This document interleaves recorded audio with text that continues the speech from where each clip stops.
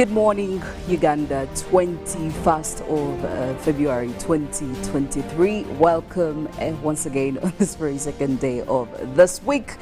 The heat is really getting crazy, and I am seeing a couple of complaints from different parts of the country. Well, I don't know. I hate to break it to you, but clearly Mullen will be giving you why. I'm sure she has. But every other day we need assurances. I never knew that I would live to a day where I would wish to hear Mullen say it should rain. Well, honestly, if she could give us the answers, it would be one of my happiest days. But also, today is appreciation of International Mother Tongue Day. Do you know your mother tongue? Are you well acquainted with your mother tongue? Well, today you need to take a minute off and actually appreciate your mother tongue. Well, while we are at that, things are getting tougher and hotter here in Uganda.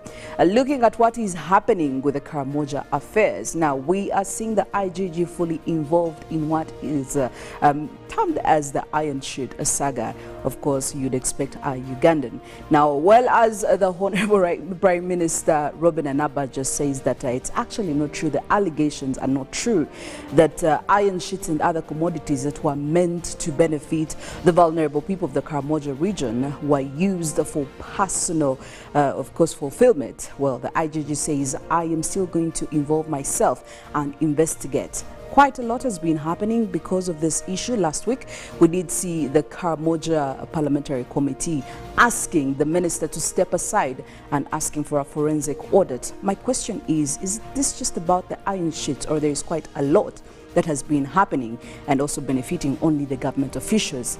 Again, that is an answer I would love to hear in the recent or in the coming days. But first things first, good morning, Mullen.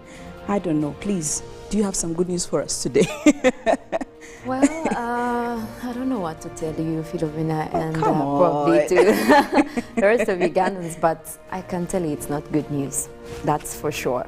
It's not good news, and we're looking at actually one of the hottest months in a long time. I think in the past 5 years, we have had maximums of 36. Just a couple of days ago, they were reporting a daytime high of 36 from Kasese.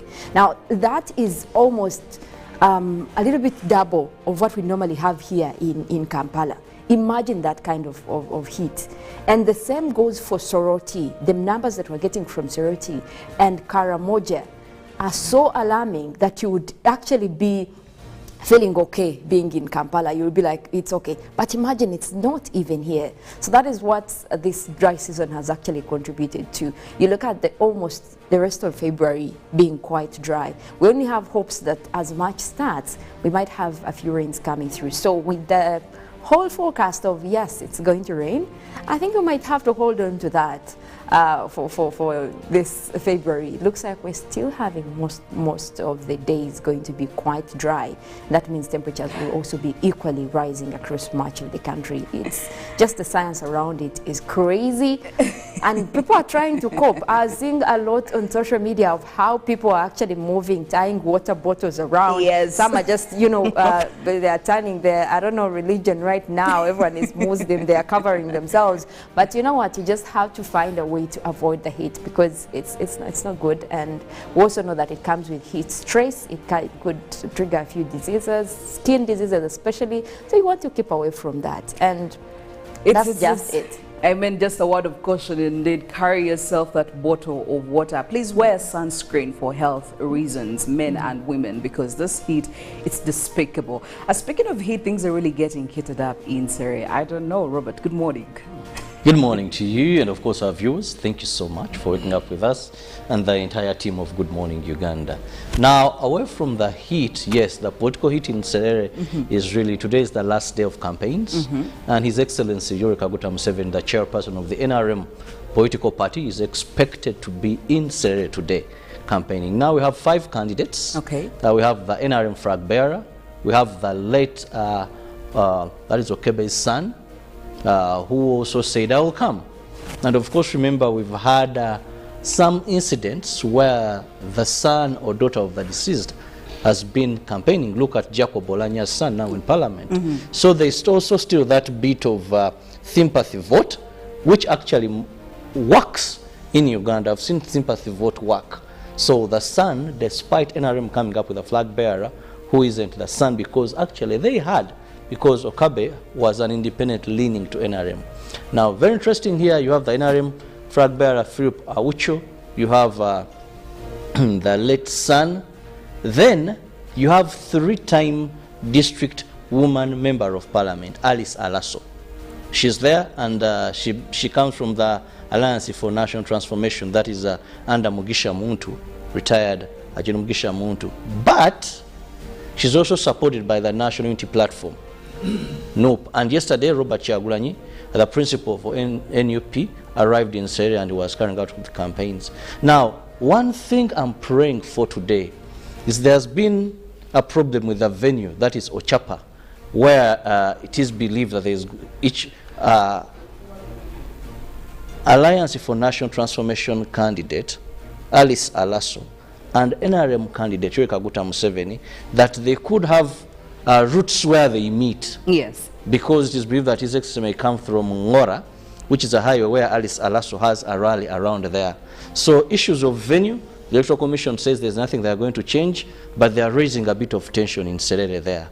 Because when we see NUP, then you see NRM, this exchange sometimes, if they share routes, sometimes things don't augur very well. But we just hope that there is peace, and we hope that the best candidate may finally take the vote. So campaigns end today. All seems to be ready. So far they have been peaceful, but of course we know that also NRM has a good history of winning by elections. So we just hope that the people of Serere will make the best choice in terms of who will represent them in Parliament following the death of their Member of Parliament in an accident that was last year in December. Well, I am yet to see who is going to emerge as the winner in all of this. And of course, there is quite a lot of tension. There is a lot of pressure coming in from all corners. But again, good luck to the people of Serere. Felix, good morning. Good morning. How are you feeling? I don't know how I am. With this heat, I'm trying to find a way. But for the most part of it, I'm okay, really. With the heat inside where we are, everywhere, or with the heat outside? Because now, just so you don't get it from twisted. all corners, Felix. We cannot run away from it. Well, of course, we need to do something. For most of you are also employers. Keep in mind that this season is quite a hot one. So don't take it for a joke for your employees as well. Nevertheless, when problems like this face people, there must be a trigger for them to find solutions. Yes. And it is absurd that in this country, the people who should find solutions rather take time to lament. They interest themselves in lamentations and lamentations and lamentations. Oh, go chanyo.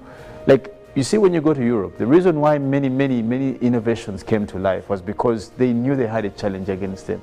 But what are we doing as a country? When the heat comes, it's a problem. When it rains too much, it's a problem. So what do we want?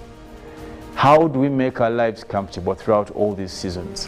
When it's too cold, what do we do? When it's too hot, what do we do?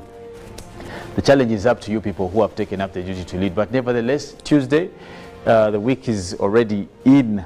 We're actually already in a week. But also something interesting on top of what a couple of stories you guys were giving is the fact that amidst hard times like this, yesterday we were talking about the proposed budget cuts. The poor who still have the nerve to steal. Yes. What you want to call corruption. You the white collar. I think we need people. to get a different term. I feel like corruption doesn't exactly even give us the bigger picture of what is happening. I think we've gone beyond Have you heard of corruption. these stories where people steal from churches? There's one time someone came and carried like a whole box of Mother Mary's statue. I think it was in Chigowa St. Andrew's Church. I had. Do you know the reason why church even changed the offertory from baskets to those other, which they are tied? just a slit of People an would opening. be like they are putting in money, then they are taking Oyajamu change. Now, you come to church to get change? Now, that's the kind of society we are living in. And these are all indicators of kind of how decayed we are as a society. This whole story of iron sheets took a wash of the media, I think, last week. There can't be no smoke without Of course. fire. Let's be serious. With due respect to whoever is coming out to play in defense or to play the happy mama. Let's be honest. And you see, the more Robert, some days, long time ago, I don't know how he feels about that lately, but he used to talk about one of the challenges we have against corruption is the comradeship. Probably if he has to mention that lately. But it's what we see all the time. He gave an example of the kind of wagons that were bought in is it Uganda Railways? Yes. You know, there's nothing as foolish as starting something, yet you know you won't finish it or see it to the latter. You rather leave it. But every time we have an inquiry in this country, it is good to excite Ugandans. Where it ends, but who loses? So I think we need to revisit our minds when we are mostly things in public interest. We are doing badly financially. That's a matter of fact. My issue is that the people who already have, why do they still want to take more? I need somebody to sit me down and help me understand. What makes you think they have? Well, they do. They actually have. That's where we get it wrong. Let me tell you, have what? They have what they've already stolen. Why do they still want to steal more? Because they have not been caught. Why don't you guys bring up, talking about, anyway, and really the people who already have. Yesterday I was bothered about an issue here about I have a group of students that were taking the SATs examination on the international whatever platform, and at a certain level we also needed the English proficiency certificates, and this is taken by, I think, at the British Council. Now we later learned that this is one of the most expensive examinations around. Now, this is just an examination to prove that you know English or that you're fluent in English. Yes. And this, as the British Council, they have taken this responsibility to do that.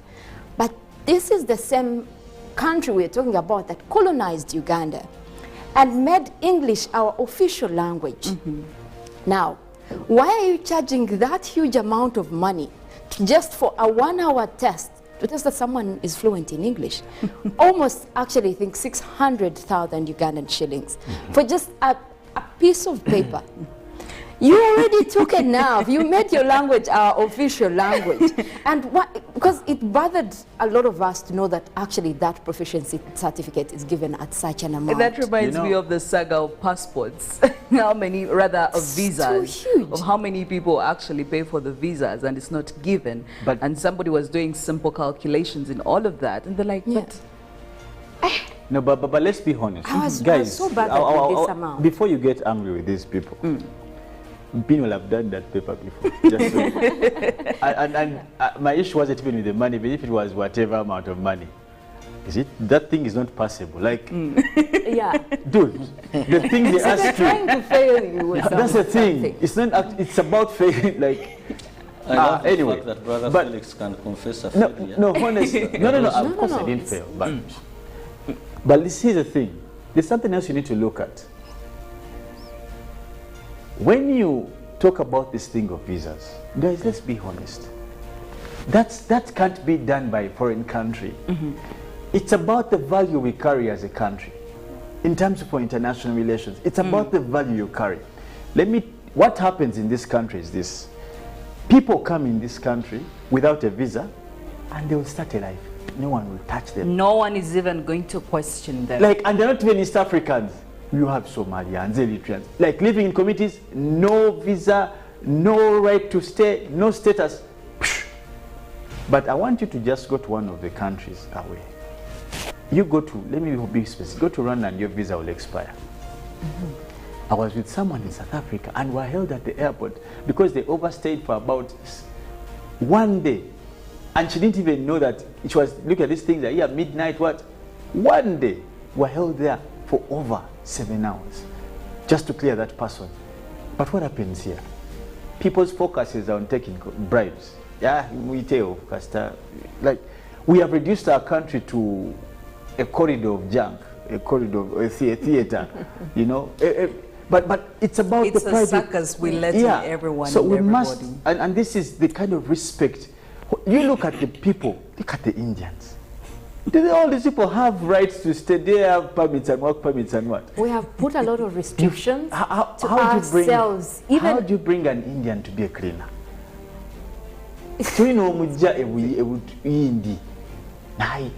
Take all that to come and clean. Yeah. Well, there are very many things. Like every Do you There are know, very like, many things a that we bit can of what question happens is most African countries, I want to say that, have restricted to the extent that a person from Europe or the US outside of Africa, they find it easy to come in Africa, but us as Africans, it's very hard for you to cross even with the neighboring South Africa there, or even West Africa. because they know the value. Because there are a lot of restrictions, They and know we their don't even value. know our own continent. South Africa will give you a visa of it's 3 crazy. days. Who gives a visa? Well, we could crazy. go on and complaining, but these things, I'm pretty sure we're not the only ones who see them. Other Ugandans actually see them. They may not necessarily have a platform to talk about them, but they do see them. And again, there is quite a lot that we need to do as a country to really respect ourselves, aside from very many other things. Well, right now we're looking to our local stories, international stories as well. What's happening here, Robert? Well, we begin with Serere by-elections, where His Excellency is expected today to canvass votes for the NRM candidate ahead of the D-Day of voting. Well, security has been beefed up in Serere County as His Excellency is expected to campaign for the NRM candidate as the NRM chairperson. Now, the police has advised all candidates, the 5 in this race, to respect the law and ensure that they do not campaign beyond the time or the preferred campaigning time. NRM candidate Philip Oucho is being prepared to ensure that he gets the victory in this election. Well, police have arrested 2 suspects over sodomizing juvenile and young adults. These are accused of using their status quo to project traumatizing sexual activities to the inferior. Security have launched an operation of hunting those spreading homosexuality and gay videos on different platforms. And moving on, the hearing of the case of murder, terrorism and attempted murder against legislators Muhammad Segirinya and Alan Sewanyana flopped due to their absence in court. The case in the International Crimes Division, lawyers for the accused informed court that since the release of the legislators by Masaka High Court, they are still on medication. Now, government has committed 339 billion shillings to conduct the first digital national population and housing census in August this year, while receiving the computers and accessory support from United Nations Population Fund towards the successful. The Executive Director, Uganda Bureau of Statistics, Dr. Chris Mukiza, says there is a gap of 34 billion of the 373 billion required for the exercise. Well, looking at the international stories, rescuers are once again searching for people trapped under rubble in Turkey after 2 new earthquakes hit the country, killing at least 3 people. Tremors of 6.4 and 5.8 magnitude struck in the southeast near the border with Syria, where massive quakes devastated both countries on the 6th of February. The earlier quakes killed 44,000 people in Turkey and Syria, with tens of thousands more left homeless. Buildings weakened by those tremors collapsed in both countries on Monday. Turkey's Disaster and Emergency Agency says the 6.4 tremor occurred at 24 local time, followed by the 5.8 quake 3 minutes later. The 3 deaths occurred in Antakya, Defne and Samandang. Interior Minister Suleiman Soylu said, urging people not to enter potentially dangerous buildings. Mr. Soylu said 213 people had also been injured. Reports from the city of Antakya spoke of fear and panic in the streets as ambulances and rescue crews tried to reach the worst affected areas where the walls of badly damaged buildings had collapsed. Now, Beijing has strongly denied U.S. claims that China was considering arming Russia in its war against Ukraine as it called for peace-loving nations to act to end the conflict.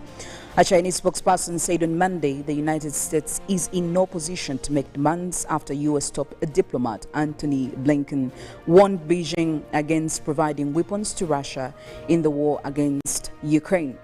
Chinese Foreign Ministry spokesman Wang Wenbin said China will never accept the U.S. pointing fingers at Sino-Russian relations or even coercing us. Now, 12 Anglican church leaders have announced they no longer consider the Archbishop of Canterbury, Justin Welby, to be the leader of the Global Communion after his decision to allow blessings for gay partnerships. The leaders, who say they represent 75% of Anglicans worldwide, accuse the Church of England of having taken a path of false teaching and going against the historical biblical faith. They include the primates of South Sudan, Uganda, Congo, and Alexandria in Egypt. Now, blessings for same-sex civil partnership were approved by the Church of England's Legislative Assembly and the Secretary and the General Synod earlier this month. The Archbishop of Canterbury has said he appreciates the bishop's stance, but no structural changes to the Anglican Communion could be made without his consent. And in climate news, the Finance Minister, Matia Kasaija, has warned that the country is heading to tougher times if the government does not put aside a special budget for climate change mitigation. Uganda is currently experiencing an epic rise in the heat with a scorching sun, withering crops across the country. It has not been normal to budget on climate change. This phenomenon is new, and we have been using mainly grants or donated money for climate change. We have not been collecting money to use for climate, he said. The minister made the remarks during a meeting that brought together directors of climate finance in the national treasuries and ministries of finance and climate change from East African region at Chigo, Kampala last Friday. The two-day session kick-started a regional dialogue on climate finance access and mobilization for enhanced regional climate action.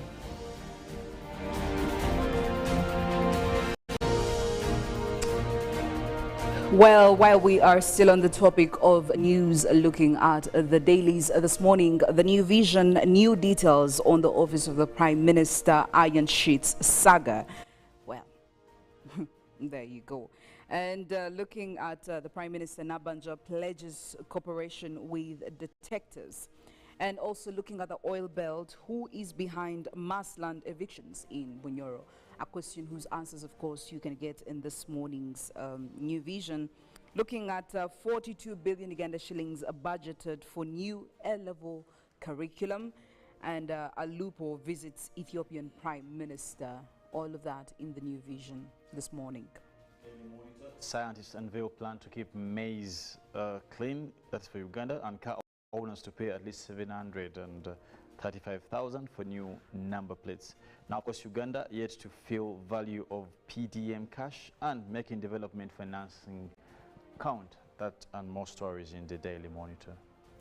Well, also in your health bit this morning, Robert has some information to share with you. Hallelujah, Jinga tea, hallelujah, tamarind drink. The immune boosters are just 1,500.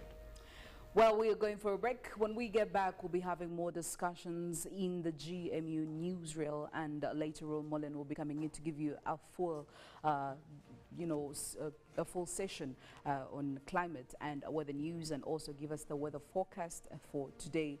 We also do have a GMU agenda queued up, and of course, a GMU extra, plus the sports highlights from Ruben Mpima Chibidango. We'll be back. Good morning. Warned Beijing against providing weapons to Russia in the war against Ukraine. Chinese Foreign Ministry spokesman Wang Wenbin said China will never accept the U.S. pointing fingers at Sino-Russian relations or even coercing us. Now, 12 Anglican church leaders have announced they no longer consider the Archbishop of Canterbury, Justin Welby, to be the leader of the Global Communion after his decision to allow blessings for gay partnerships. The leaders, who say they represent 75% of Anglicans worldwide, accuse the Church of England of having taken a path of false teaching and going against the historical biblical faith. They include the primates of South Sudan, Uganda, Congo, and Alexandria in Egypt. Now, blessings for same-sex civil partnership were approved by the Church of England's Legislative Assembly and the Secretary and the General Synod earlier this month. The Archbishop of Canterbury has said he appreciates the bishop's stance, but no structural changes to the Anglican Communion could be made without his consent.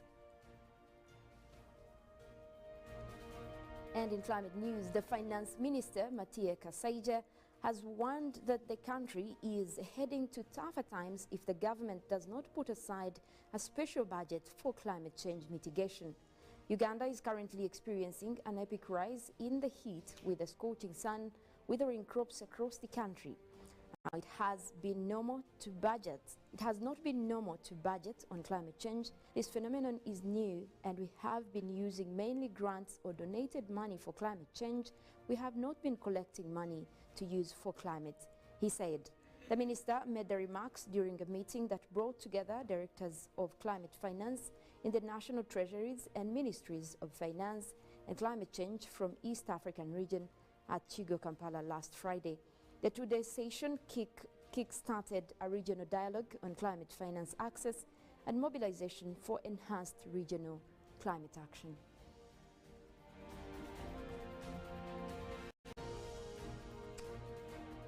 Well, while we are still on the topic of news, looking at the dailies this morning, the New Vision, new details on the office of the Prime Minister Iron Sheets saga. Well, there you go. And looking at the Prime Minister, Nabanja pledges cooperation with detectives. And also looking at the oil belt, who is behind mass land evictions in Bunyoro? A question whose answers, of course, you can get in this morning's New Vision. Looking at 42 billion Uganda shillings budgeted for new A-level curriculum. And Alupo visits Ethiopian Prime Minister. All of that in the New Vision this morning. Scientists unveil plan to keep maize clean, that's for Uganda, and car owners to pay at least 735,000 for new number plates. Now, of course, Uganda yet to feel value of PDM cash and making development financing count. That and more stories in the Daily Monitor. Well, also in your health bit this morning, Robert has some information to share with you. Hallelujah, Jinga tea, hallelujah, tamarind drink. The immune boosters are just 1,000. One Beijing against. Pick of the day on UBC.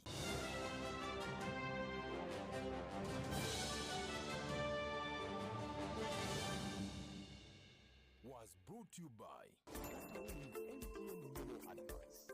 Momo Advance tops up your Momo to complete your transaction. Dial *165*5*3# to apply. MTN Momo Advance is always available when you need it.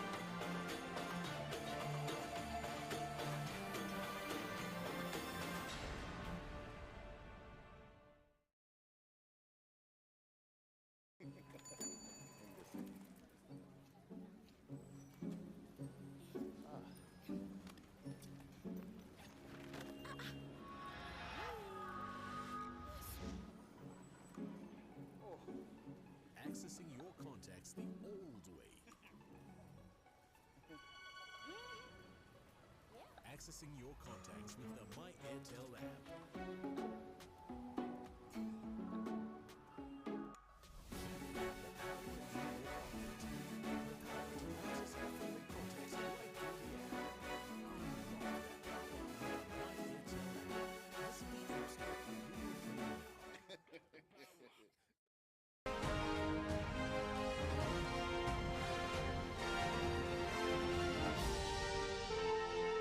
This is Good Morning Uganda.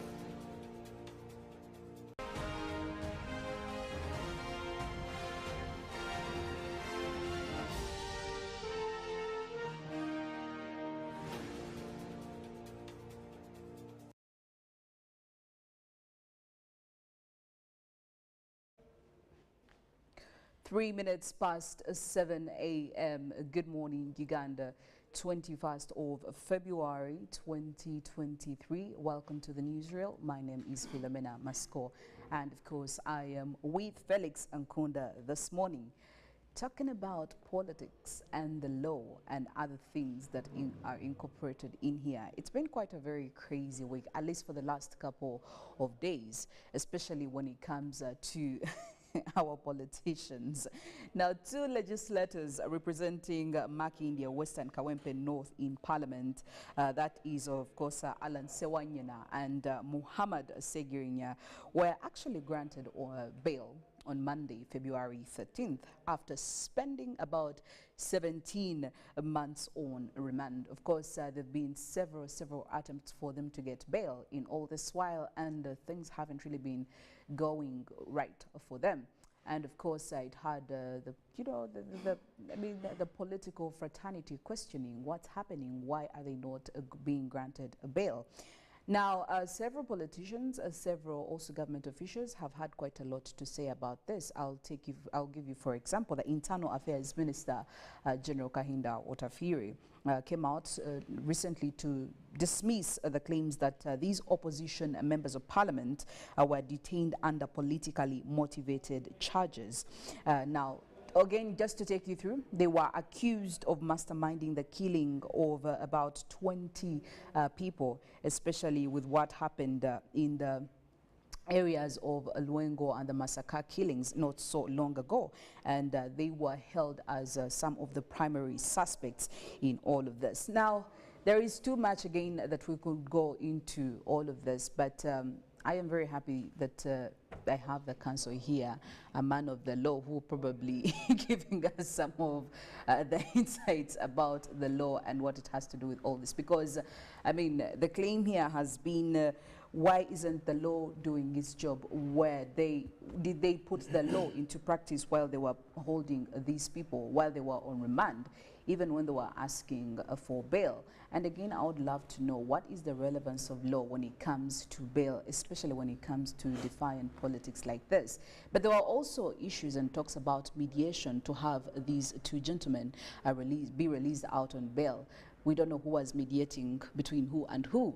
Again, probably this is where you would come in and let us know, Felix, when it comes to mediation, what is the relevance of mediation, especially when it comes to political issues or cases like this? Well, Philomena, it's a bit tricky, though also hard for us to contemplate what exactly happened. But if you're to look at the on-top mediations, as people have put them, or the on-top seeming of things, Yes. you will notice one thing that you must put into contemplation and true understanding, or probably discussion, is there's a big contestation with this particular matter, and of course very many other previous ones, Yes. though people are shy to mention, and that's them being politicians at play. That there's a big contestation between politics and what one would call politics and the law. And for you to understand the contestation between these two aspects, you must take into notice what comes before the other. That's one. Two, when you notice that if you want to understand who takes the day, what is the fact that what makes the other, Does the law make the politics, or does the politics make the law? And this can be a case-by-case approach. In Uganda, after the NRA takeover, they came into play, they formulated a constitution, so clearly that means that the politics came before the law. Now, that says a lot about how the law shall be enforced regardless.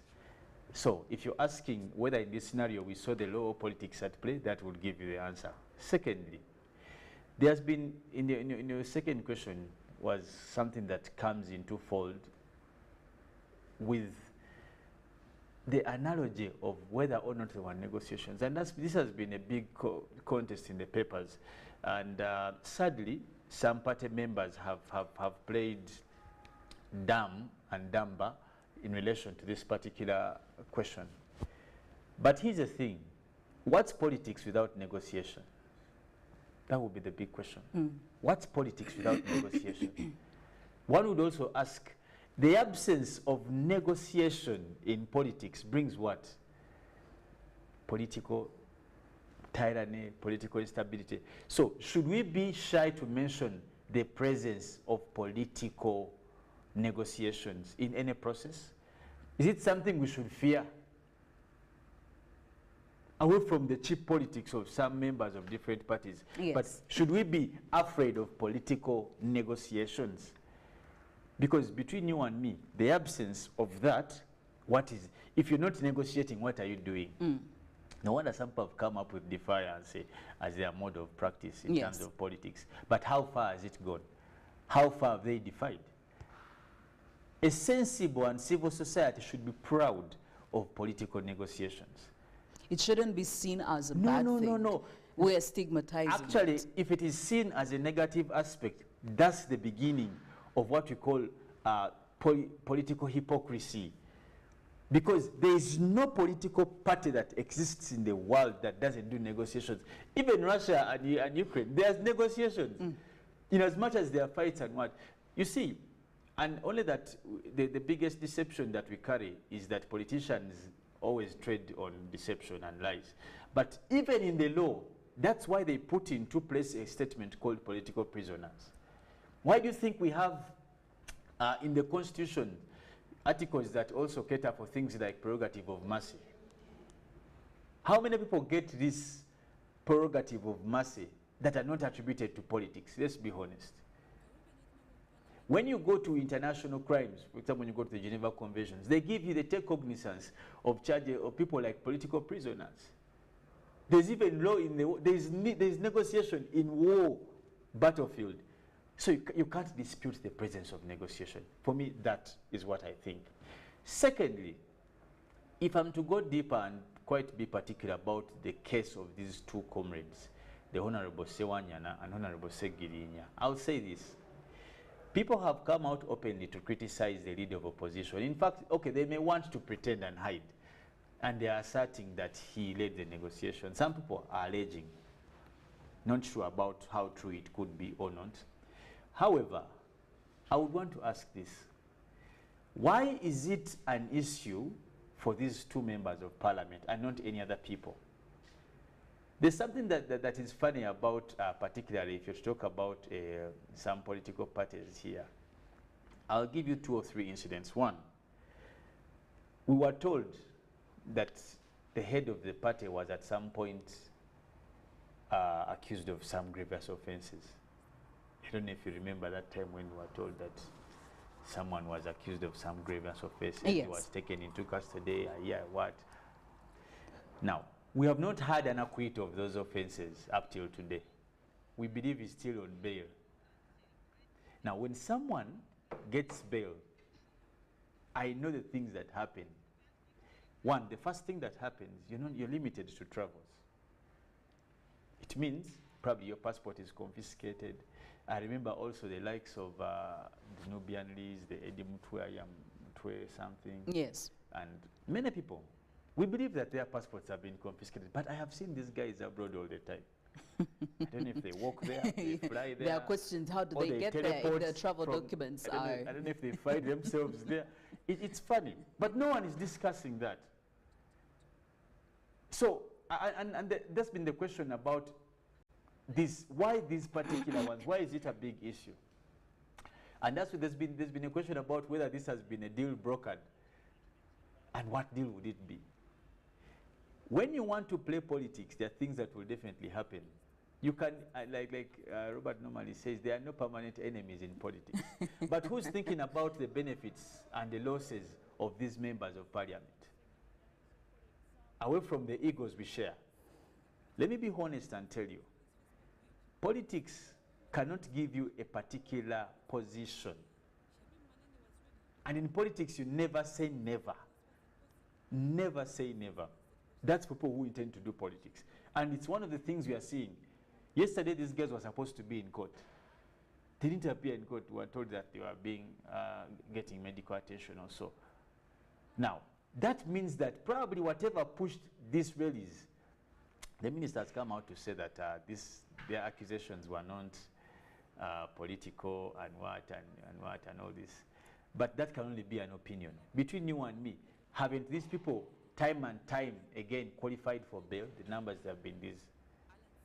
So the argument that comes with the release of these members of parliament is by far not just an issue of the NUP or probably the NRM, but it's a lesson for us to pick as a country, for those who are interested to do politics for that matter. Yes. To pick a leaf on how and what kind of politics we play, but later on not for just us, the individuals, but to benefit also entirely the country. That is the kind of politics we do grow in this nation. Why do we center focus? Where is our focus? And this has been the dismay that comes with political parties. What is the focus? What is the intention? What is the latter good in political parties? Away from politicking. Away from just the politics. What is the latter good in this? Do we see anything good for Ugandans in the process of the Segirinyas? When you talk about where does this leave the constitutional right of bail? And where does this leave the judiciary as an arm of government? Where does this put the executive? Do we see the notion of checks and balances? Or later on, have we failed to see the existence of separation of powers? So these are questions we must answer out of this, away from the petty grinding our teeth around the issue of whether there was a deal brokered or what. But where does this leave the institutional character of the executive, the parliament, and the judicial? Because they are all caught in the same pan now. These are members of parliament. Yes. The executive is holding them under the various arms, prisons. But the judiciary, another arm of government, is not committing its tripartite duty to feed up the purpose of the three arms of government, which is taking precedent over the other. Is that a good thing for jurisprudence in terms of governance politically? Those are the questions we ask ourselves today. Is anyone sober enough to ask these questions? Well, while we are still asking these questions, there is the issue of bail, Felix, here. In fact, earlier this week, the Masaka High Court, that is Judge Lawrence Twayanze, was reasoning with the lawyers of the two legislators, saying that, it is the constitutional right for the two of the legislators to actually have bail for different reasons. And he actually did mention about getting treatment outside of prison, amongst other things. But what are the conditions for bail? Because in this very specific case, Felix, we have been following up, and we have seen on several occasions they have been denied bail. You see, the right to bail, Philomena, is a constitutional right, as you did put it. And it's engulfed under Chapter 4 of the Constitution, which is more or less the human rights enclosure for us in our Constitution. Now, the right must be appreciated. Of course, it must be also applied judiciously. Now, judiciously means it also gives the judicial officer a right presiding over the matter to either concede to the same or abscond to the same. What qualifies one? The grounds are given. Even when you're tendering it in court as an application, you simply state that, my lord, my client is a Ugandan, and that much you must be able to prove. 2, is a person of probably sound and whatever mind, all these 3. But also, the reasons, for example, in the case of members of parliament, is that some of the reasons that courts will base on to grant this right is Can this person be found when court needs them? That's one of the most important things, or aspects. That's why court will ask you for at least 2 sureties that can help court locate you, or can stand in, or, you know, as security. Of course, these people had this from since when? If you remember well, these 2 members of parliament have been granted bail, and they were rearrested in the premises of court. The same replication of the case of the Black Mamba, if you remember what happened to Dr. Kiza Besigye. In that famous Black Mamba case, later on also became quite a scholarly one. That the rearrest, in fact, when I hear people trying to peguratively try not to put this as a political matter, anything that touches security, in fact, it is laughable that someone can come and say, this is not a political matter, but these people are accused on cases that touch treason, terror. Anything that touches the security of a country becomes political. Without even, it's automatic. Like, it goes without judicial notice. When you say that someone is threatening the peace of people, yes, that you are in charge of, you can't say that's not political. It works, it links backward to that. So, in such grievous offenses, I'll put it in quotes, bail ceases to be a quick approach, a quick fix. Yes. Because you look at very many things. Let's assume all this that is put against them is in place. You look at how safe will the witnesses be, how safe will their targets be, the people who are targeting. Like, there are many things, so it couldn't be automatic. Nevertheless, it was given. The big question I think up till now is, how did they reach this consensus? And the second opinion, or the biggest question that is in the corridors now, political corridors, is this. If these 2 have been given bail by the efforts of whoever, whether there was a deal brokered, whether there was initiation or mediation or whatever, how about the others who are in court martial? Yes. Who are not members of parliament, definitely. They may but not, but yes. there are very many. They say, Noop always says there are very many people arrested. How about them? Who's going to actually, yes, who's going to come and mediate on their behalf? That's a big question. Let's accept, and this goes to all people practicing politics. Philomena, we have to accept that politics is a game you must get in bed with when actually you're ready to have this. The sensation that comes with being in bed. Is there any moment when you feel you're ready to do it? Or I feel like you should be very flexible enough to morph into the situation? You don't have to feel ready. Yes. You just have to have your mind ready. Something went wrong. About what you're getting into. Same thing about marriage. You never get ready for the theater or what, but you just know that this comes with being married. You're not going to get married and think you're going to be carrying a rosy berry or a figure or a mosquito berry, or it's called what? Westline, whatever they call it. Yes. Hey, things have to get out of order. Same thing with politics. But particularly, let me just add this to this that we said. You know, for over a time now, we have gotten well with this politics of irresponsibility. It doesn't have to be me, because I have to stay clean in the eyes of the Wananchi and the voters. Now, people have learned to cast blame on every other person, but take credit for every other good. And this is what we see in this. Politicians, they don't want anything bad for them, even if they're the ones who did it. There's a time that... As if there is a possibility of that happening, though. I know someone in this country who drives an armored car. We don't know how they got it, and no one wants to talk about that. I don't know how many people in Uganda drive armored cars, or how many politicians or leaders of parties who do that. But no one wants to discuss that because it's a no-go area. But this is a big deal for us to make discussion about. Philomena, shouldn't we be questioning the hypocrisy that comes with political practices? And that alone should make us fear and worry for the kind of people who lead us or those who want to lead us. So it falls on both sides. It's not necessarily the ones who are already doing it, even the ones who intend, the ones who have an intention of leading. I've given you an example. This case, people are focusing on how they got out. Yes. But let's shift gears. There are three parties directly involved in this whole mess. One, at the head of it, we have the executive, we have the legislature, and the judiciary. All of the arms of government are part of this whole mix.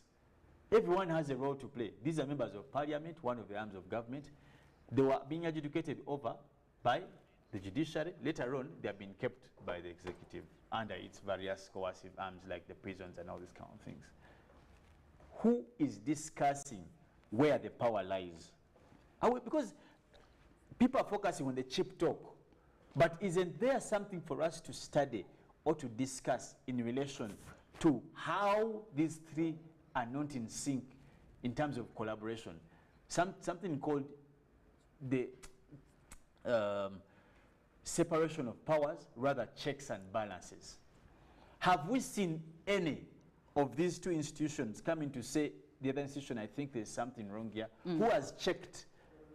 Because the executive, under its various, for example, in the category that Honorable Tafire came out as Minister of Internal Affairs, yes, in his category, who heads these prisons and what, he came and made a statement.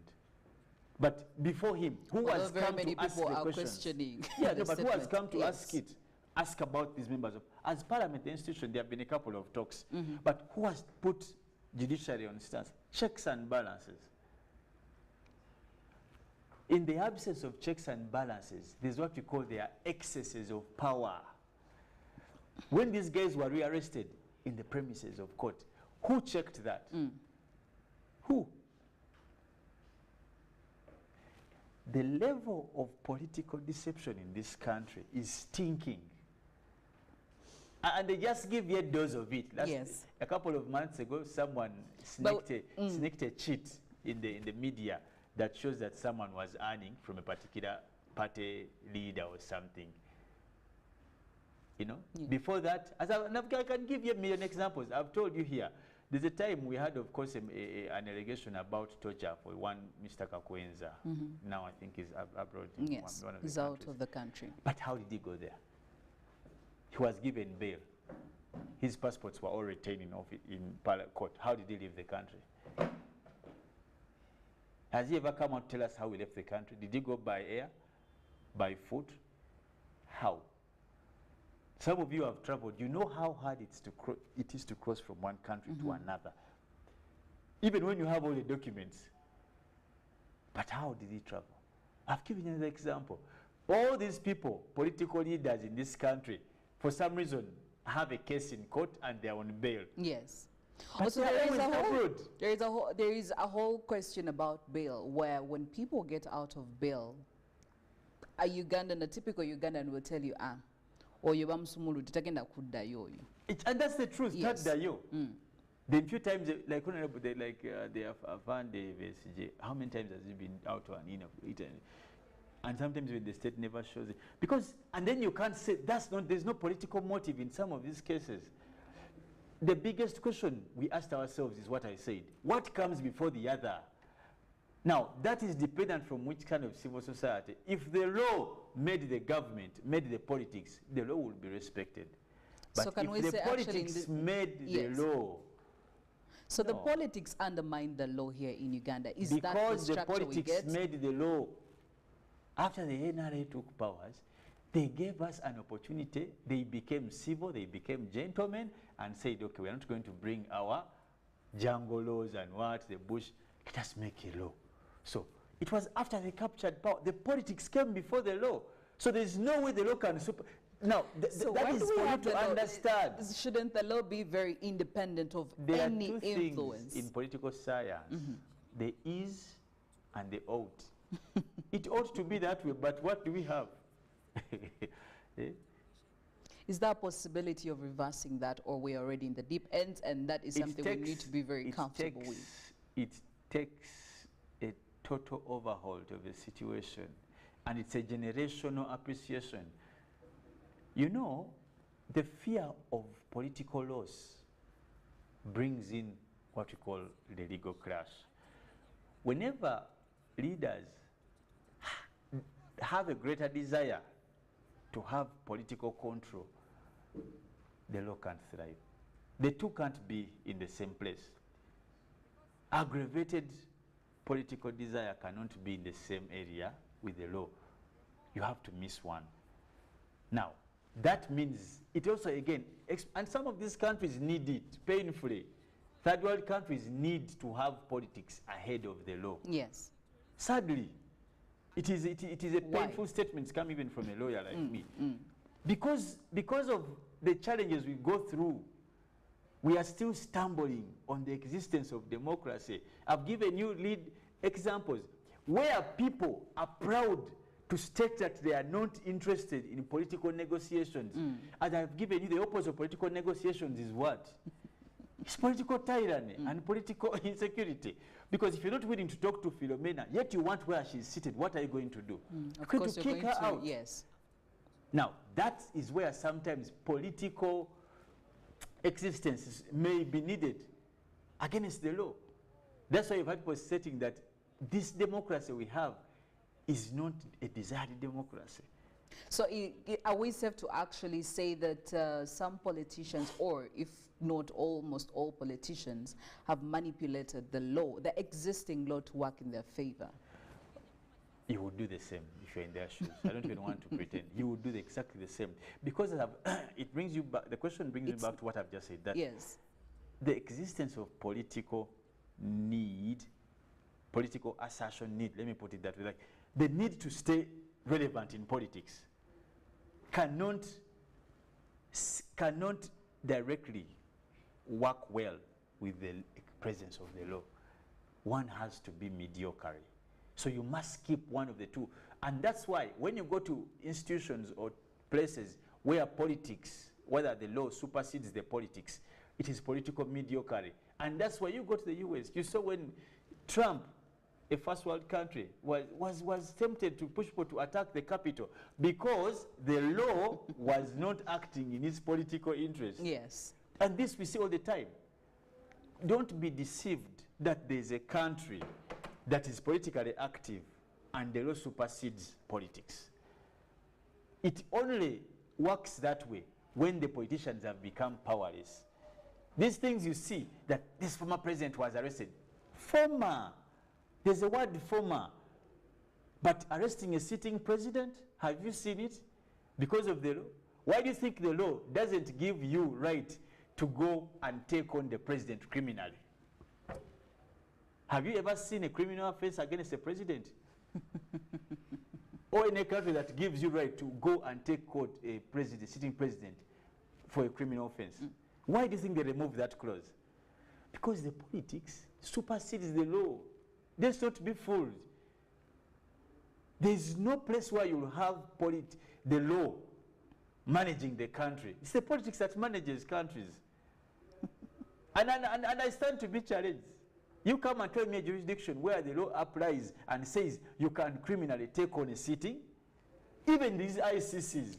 You know, when you say that, it reminds me of when there is one lawyer here in town who said that unless the judiciary becomes independent here in Uganda, it's going to be very hard for Uganda to have the rule of law actually act and efficiently at an efficient level. No, you see, what is independence? And my colleague, what is independence? You see, there are two things that we cannot fail to separate. Does the judiciary need ultimate independence of these institutions to execute its work? Does it? Absolutely. This country is not only about politics, and that's where we miss it.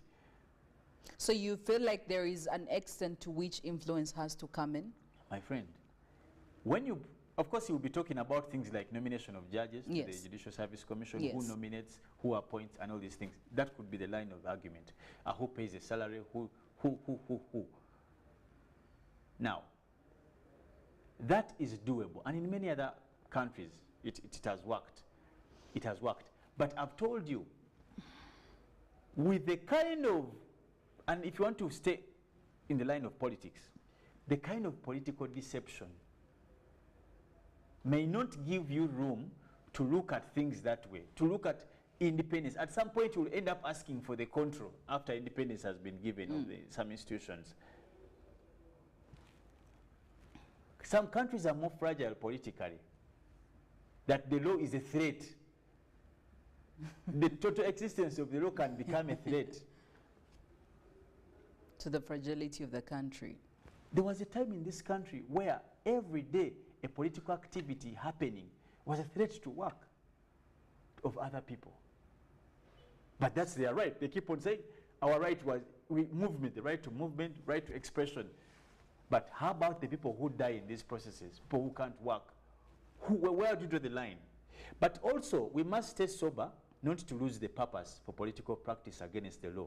Politics cannot wipe out entirely the existence of the law. We must be sober. And this is for all politicians. In as much as there's a threat from all sides, we must be able to balance that. If politics kicks out the law totally, this will be a lawless society. That means we probably are living in, even monarchies have laws. We are dealing with what? People will be slain at the mercy of others, which is closely to something we'll head to if we don't balance the law and politics. What do we need more than the other? That would be a question for us probably to ascertain. But if you want to deal with both of them in the same space, you must give them relevant cognizance and demarcation. Where does politics stop? Because I was about to ask, so where do we draw the line between the politics and the and the law? I mean, these are two things that work hand in hand. Whether we like it or not, one will influence the other. But where do we draw the line between these two institutions, or the politics and the law? Is there a clear demarcation for that, or it's still a gray zone that we're still trying to figure out? The pain comes with the fact that the law cannot be applicable in the vacuum. The law is not like it's a whip up there that when it sees you doing something, later on it has to be applicable by a sanction of a politician or a political appointment. It must be sanctioned by individuals who are politically motivated. That's the pain that comes with the law. But that also gives us reason that how about we put sober political people to make sanctions of these that we are discussing. So it calls us to make a rethink, to rethink our position in terms of who is in charge of what. When you see officers beating people around on the streets of Kampala, lately it has reduced a bit. Do you question who trains these officers and what they train them to do?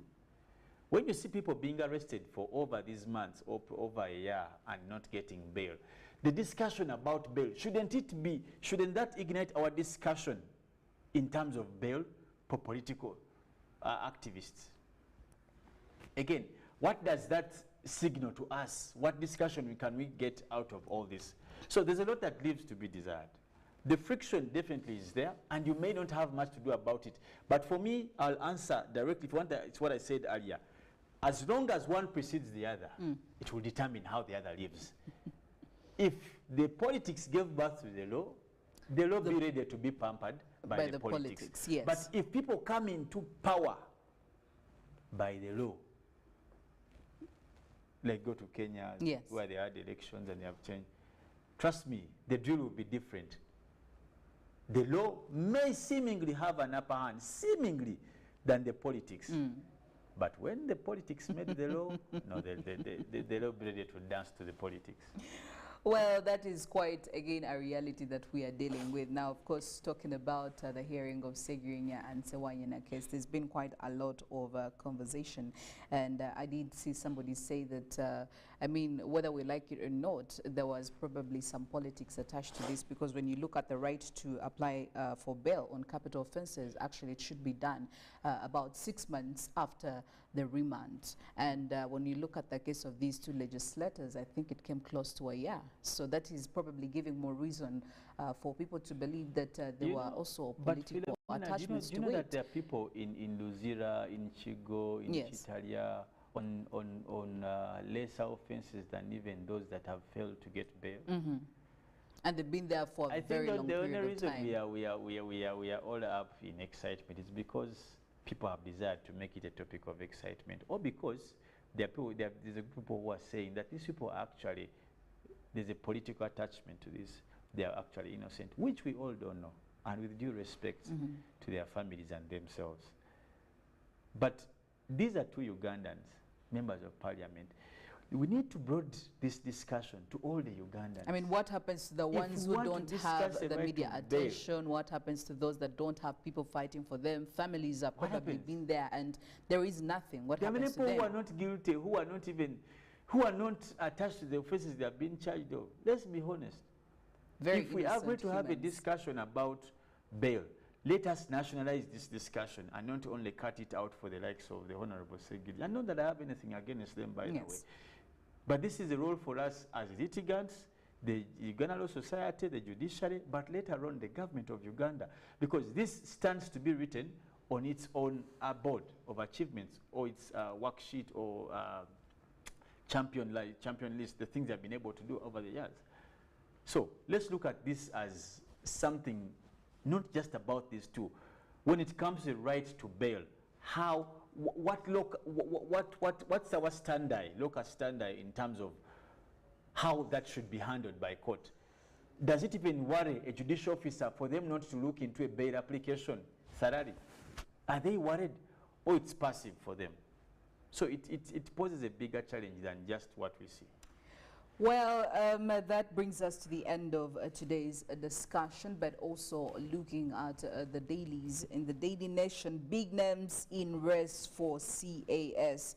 Now, of course, in terms of governance, BSC invites 224 candidates for interviews to fill about 20 slots.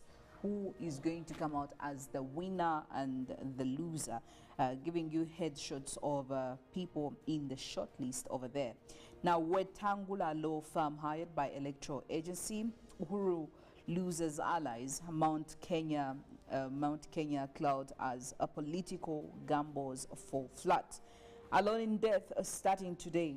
A special report, and Ruto's idle land tax plan a hot potato, and also looking at day 2 of the Healthy Nation, triplets joy for cancer survivor.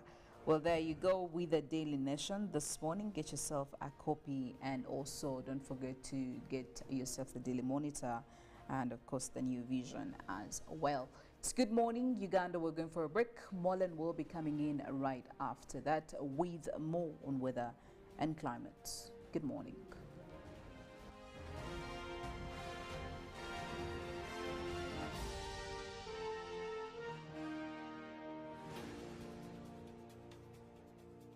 Get the most affordable 4G smartphone in Uganda from Airtel. Now heavily discounted from 250,000 shillings to 150,000 shillings only.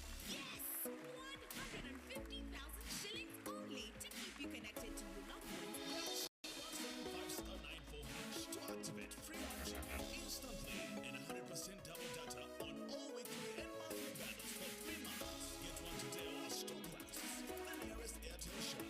With Airtel,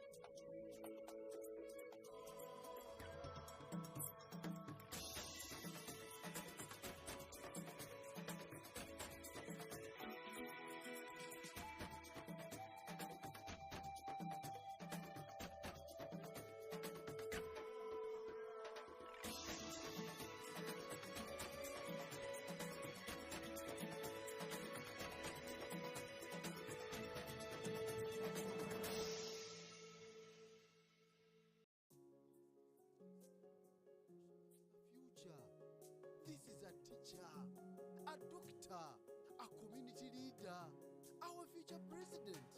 She is the hope of our community. And as a community leader, I will talk to others about how we must protect her against child marriage and teenage pregnancy because it affects us. We each have a role to play in empowering our teenage girls to protect them from pregnancy. Because when we empower them, we empower our nation. Protect the girl, save the nation. Take action. Report any case of defilement or child marriage to the police or call Sauti 116.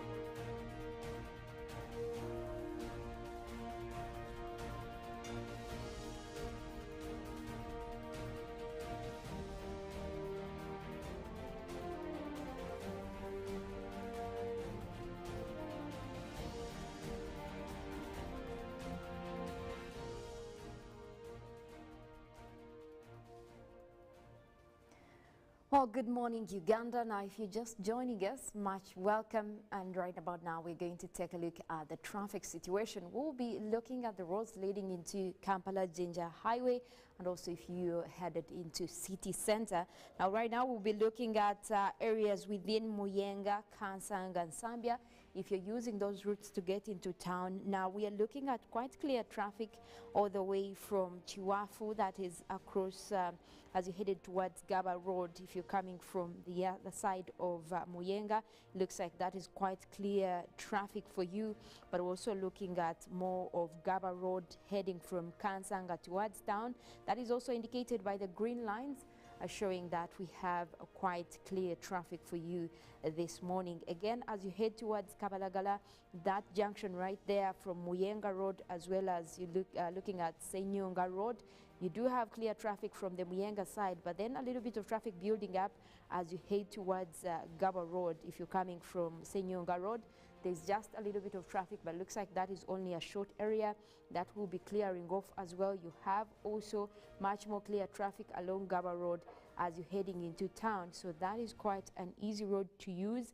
Mbogo Road also for this morning, if you're coming from that side of Chisugu, it looks like it's quite clear. Also looking at 8th Street coming from the side of Chibuli, that looks like a clear road to use also for this morning. Now, if you're joining back into Mukwano Road, that is along, if you're coming in from the other side of Gaba, you do have a bit of traffic building up just from the Mukwano area, so that could actually keep you a little bit short of minutes right there if you're going to be using that side towards Nachibogo. But then again, also as you head into the main Kampala-Jinja Highway, there is traffic building up all the way from the 7th Street. That is one that you might need to look out for. And of course, as you join into the Jinja traffic lights right there via Access Road, you do have traffic building up. But then again, it also does build up only around the traffic lights right there. Other than that, it does clear on as you head onto Kampala Road. You do have a few instances where you have traffic building up, but just a small distance. For example, if you're around the road that is joining to Side Barry Road, and you also have Parliamentary Avenue right there, there is a little bit of traffic building up. But then again, as you continue with Kampala Road, it looks like that does clear into right good traffic right there. So very easy for you to peruse through. You also have a few a few distances close to the city square where you have traffic building up, but also that does clear in just a few.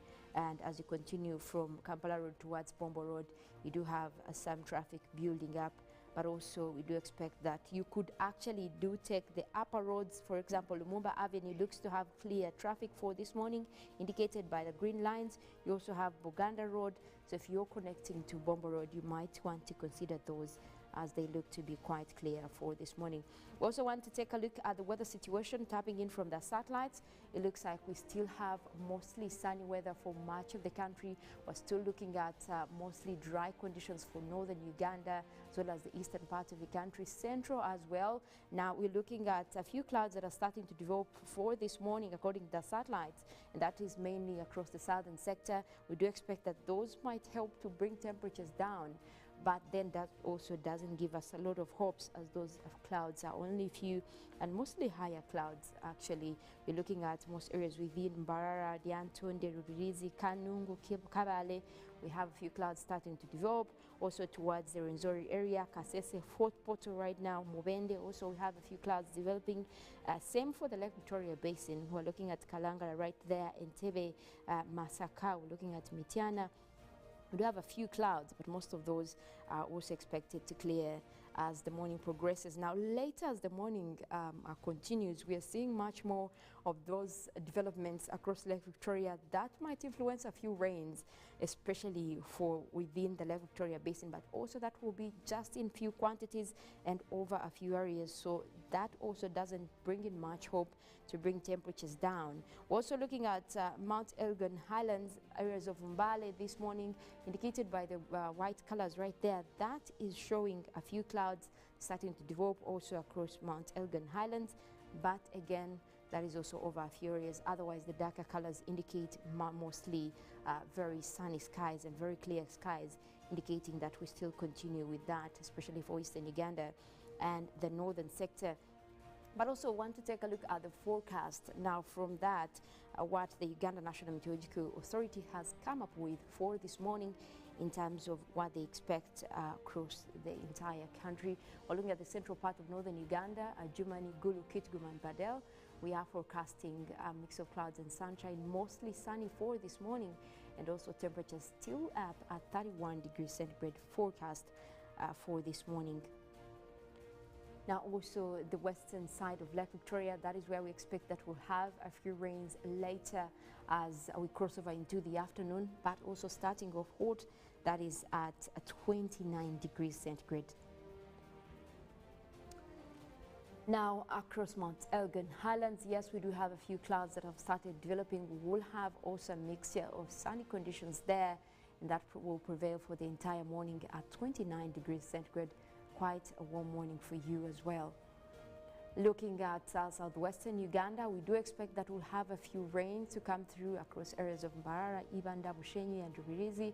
We could be looking at 28 for this morning, also starting off hot, but mostly those rains might help to bring temperatures a bit down over there. And the eastern side of Uganda, we do have mostly sunny skies for this morning. We do expect that we'll have intervals of cloudy conditions later on in the day, but the heat is still a big story over there. We're looking at a 33 for this morning. Most likely we might even be crossing over into the upper 30s later in the afternoon. That is across eastern Uganda. Now the eastern side of central, we're looking at Ruwero, Wobulenzi, Bururi, Nakaseke. We're looking at also mostly a sunny morning for you, and that will be starting off at a hot 31 degrees. And the central part of Lake Victoria Basin, we're looking at areas of Mukono, Kampala, Entebbe, Wakiso. We'll also have a few rains in the forecast, but later on, also as we cross over into the afternoon, that might help to also bring temperatures a bit down at 28. Otherwise, for this morning, it's still mostly sunny, and we'll have temperatures a bit warm for much of the country. Now still we continue with dry weather for the northern side of Uganda, eastern Uganda, parts of central, and still the encouragement is you be aware and take note that it is still mostly sunny and mostly dry as we continue with the January to February dry season across Uganda. Very soon we'll be bringing out the forecast That is in terms of first major rainy season across Uganda, and we do hope that that brings in good news, especially in terms of rains. Now, talking of rains, we also have had extreme weather events across other areas of the world, where the latest we have seen right now, we're following up on a story of extreme flooding across Brazil, where just 5 hours ago they have reported that the death toll has now risen up to 40. So far 40 people have died from this flooding, and a lot of property that has been destroyed in Brazil, that is across Sao Paulo.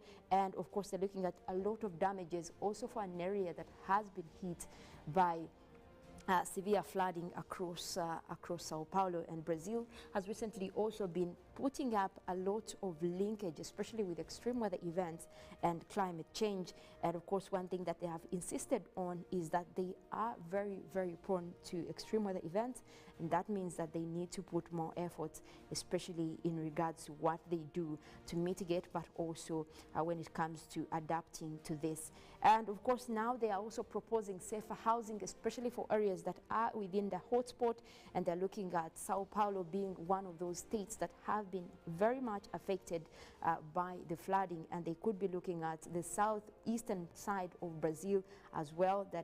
That is where also the president yesterday, that is President Luiz, came out to visit the area and of course told them that they need to have safer housing, especially relocating people for those who are mostly in the hotspot, and of course looking at how they can handle this situation at least. Now, at the same time, we do have countries that have been joining Brazil in the fight against climate change, especially with the European Union. Now, we were also yesterday, there was a meeting that was concluded, especially looking at the climate diplomacy deal, that is to hold as they look at the nuclear dispute.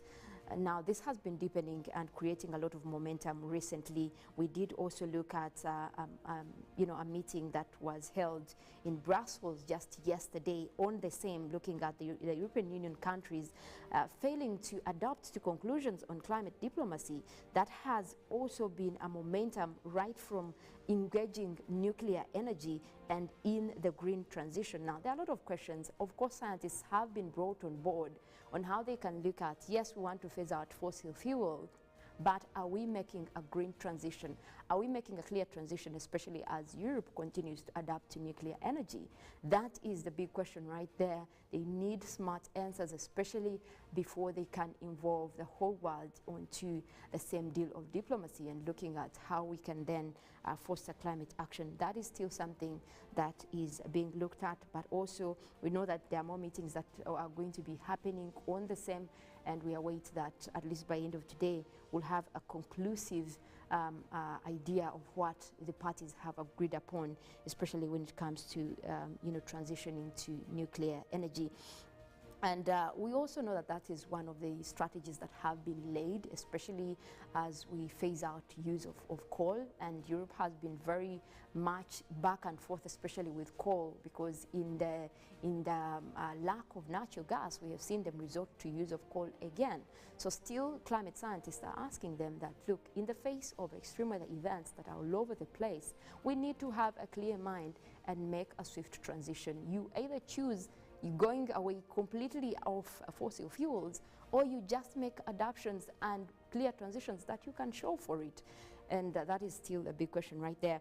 But talking of extreme weather events, we could be looking at more happening across the African continent yet again. We're talking about Madagascar, which is now in a phase of another tropical cyclone likely to hit much of Madagascar. Areas of Zimbabwe also still highlighted. That is talking about tropical cyclone Freddy.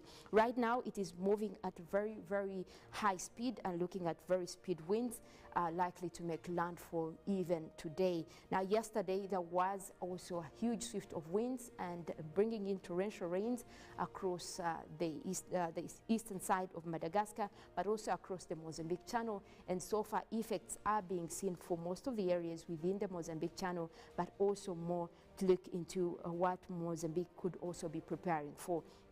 Now, this cyclone has been in the forecast at least for the last 2 days, and you also have areas like Mauritius that have already been hit. Now they have grounded flights in Mauritius and shut down a lot of stock exchange as tropical cyclone Freddy approached the island of Mauritius that is coming in from the Indian Ocean. That was yesterday on Monday. Now emergency teams have also been deployed across areas of Madagascar, extending away all the way up to Mozambique and Zimbabwe, and it looks like that is its path highlighted right there, right from the red lines indicated.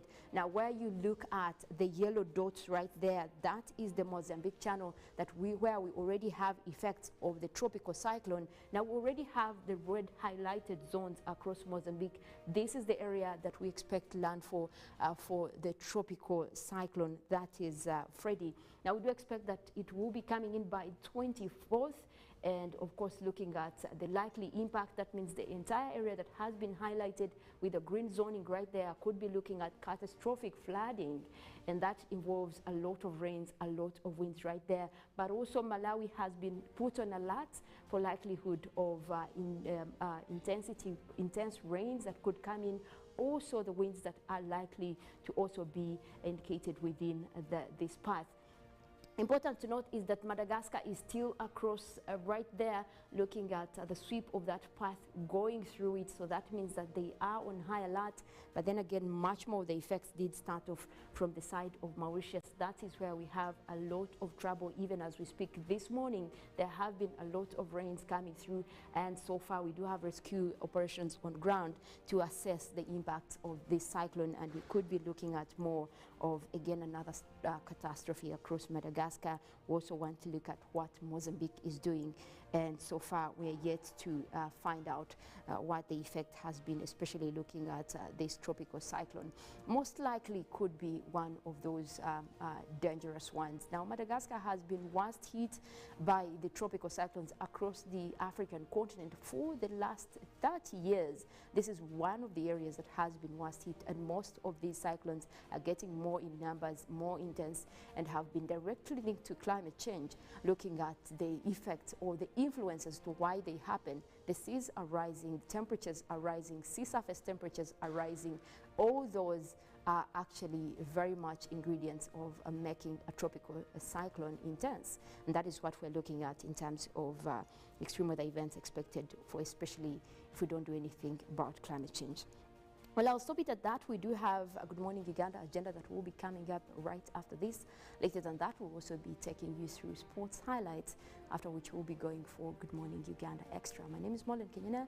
I want to wish you a wonderful day.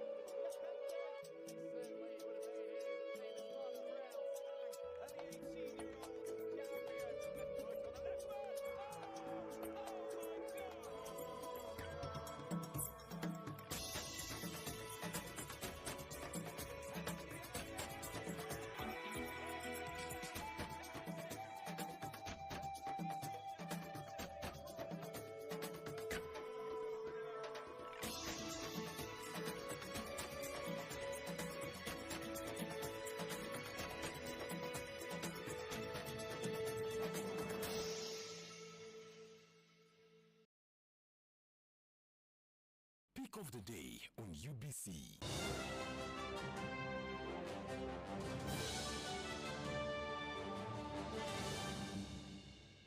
Was brought to you by MTN Momo Advance. Momo Advance tops up your Momo to complete your transaction.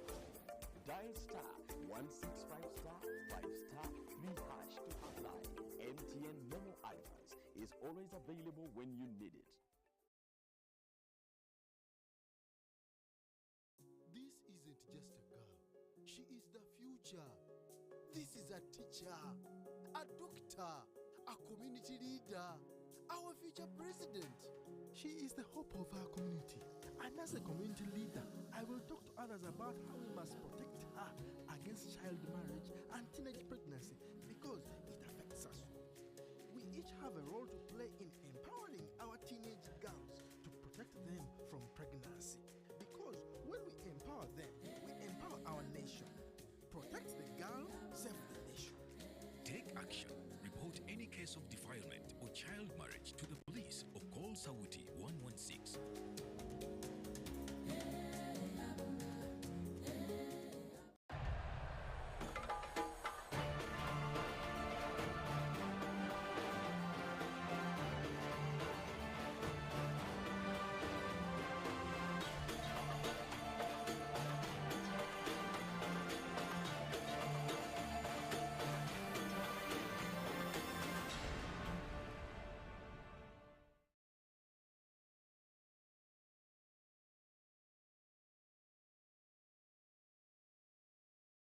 Franz Fanon said, "Each generation must, out of relative obscurity, discover its mission, fulfill it, or betray it." I know a man who, in fulfilling his mission, has raised the foundations of many generations. National Resistance Army,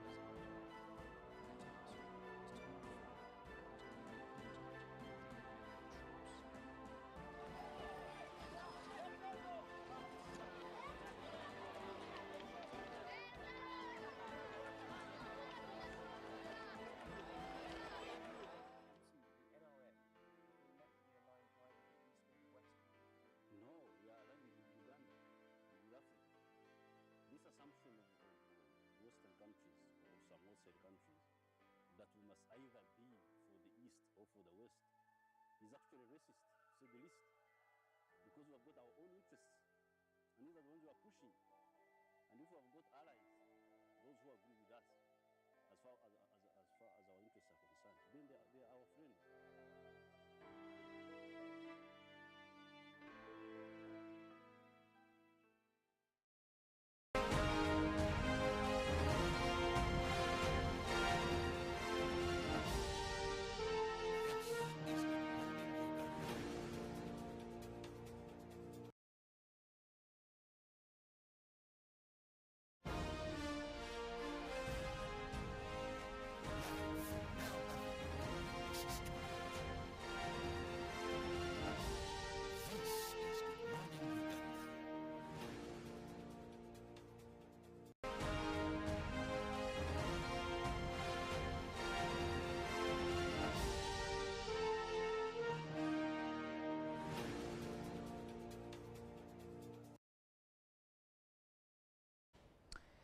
A good morning to you, our lovely viewers. Welcome yet to another hour of information, of conversations and discussions here on UBC TV, where we live to inspire.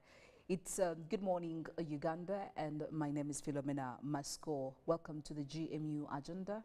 6 minutes past 8 a.m., 21st of February 2023.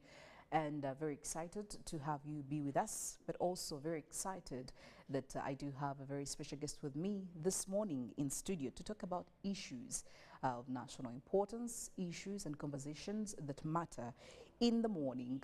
Well, this very morning, we are dealing with quite another unfortunate happening, especially when it comes to the world of medicine, when it comes to doctors here in Uganda. And I'm talking about another strike. For the last couple of months, last year was actually one of the years that was dominated by a number of strikes coming in from different people in the field of medicine here in Ugandans. At one point, we did have doctors strike, and another point we did see interns, medical interns also on strike.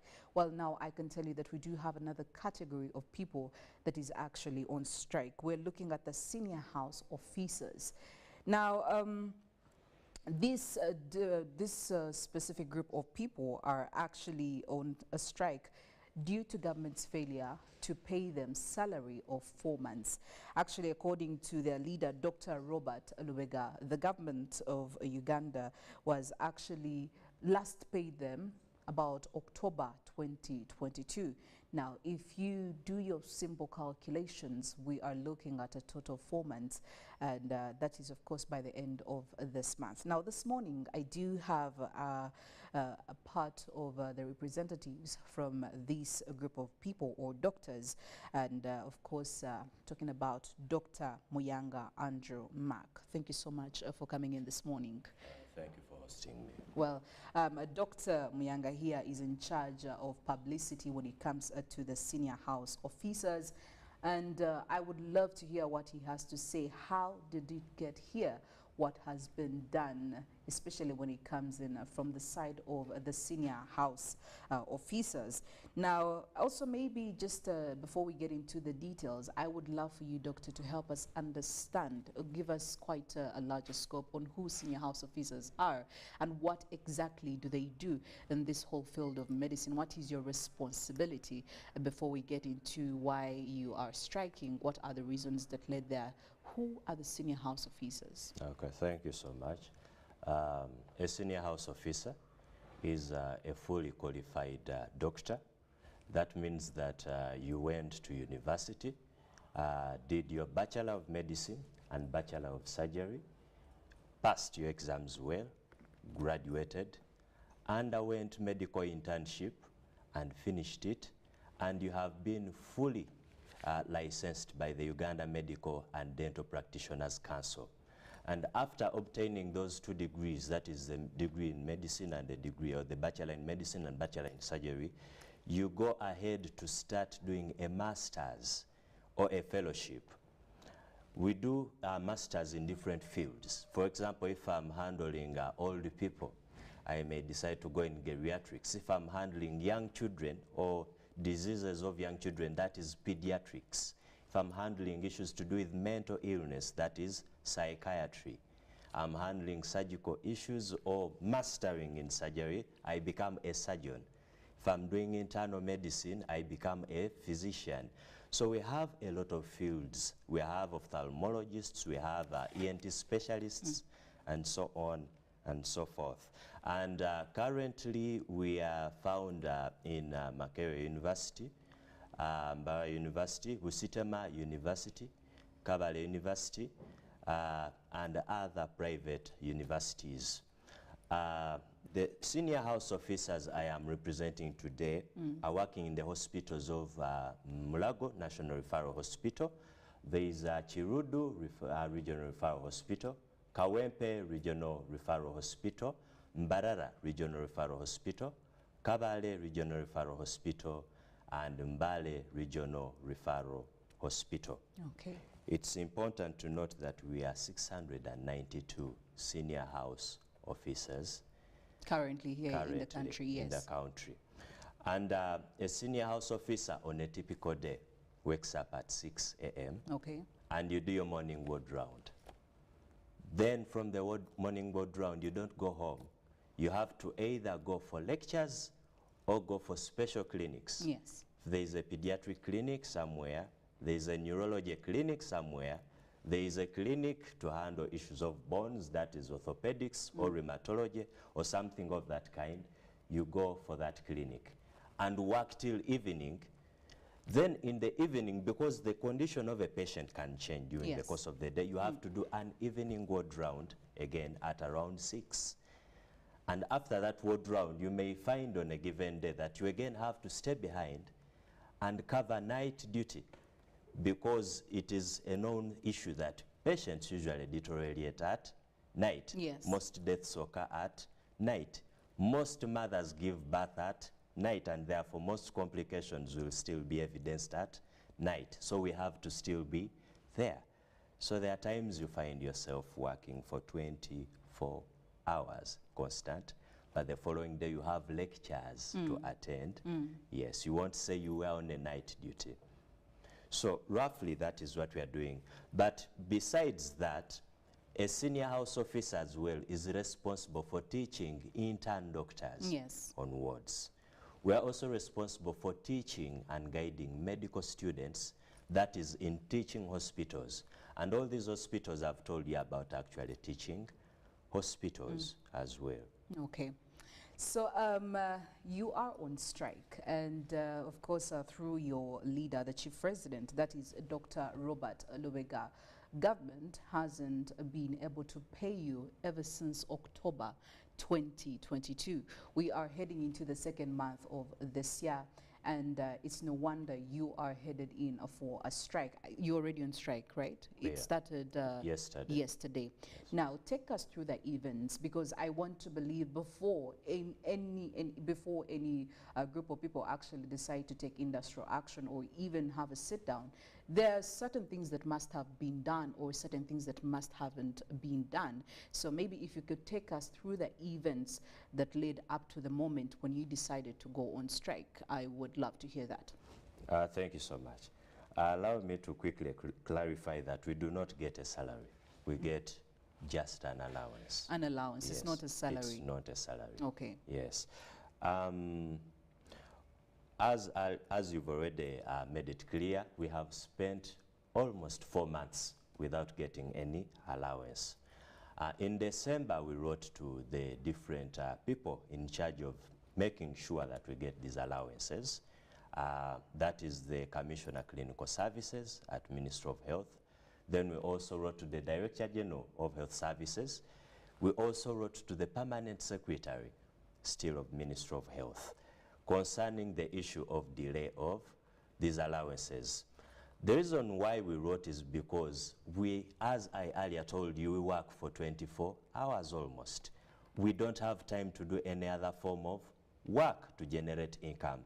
And yet we are responsible adults with families, with wives, husbands, children, parents and grandparents to look after.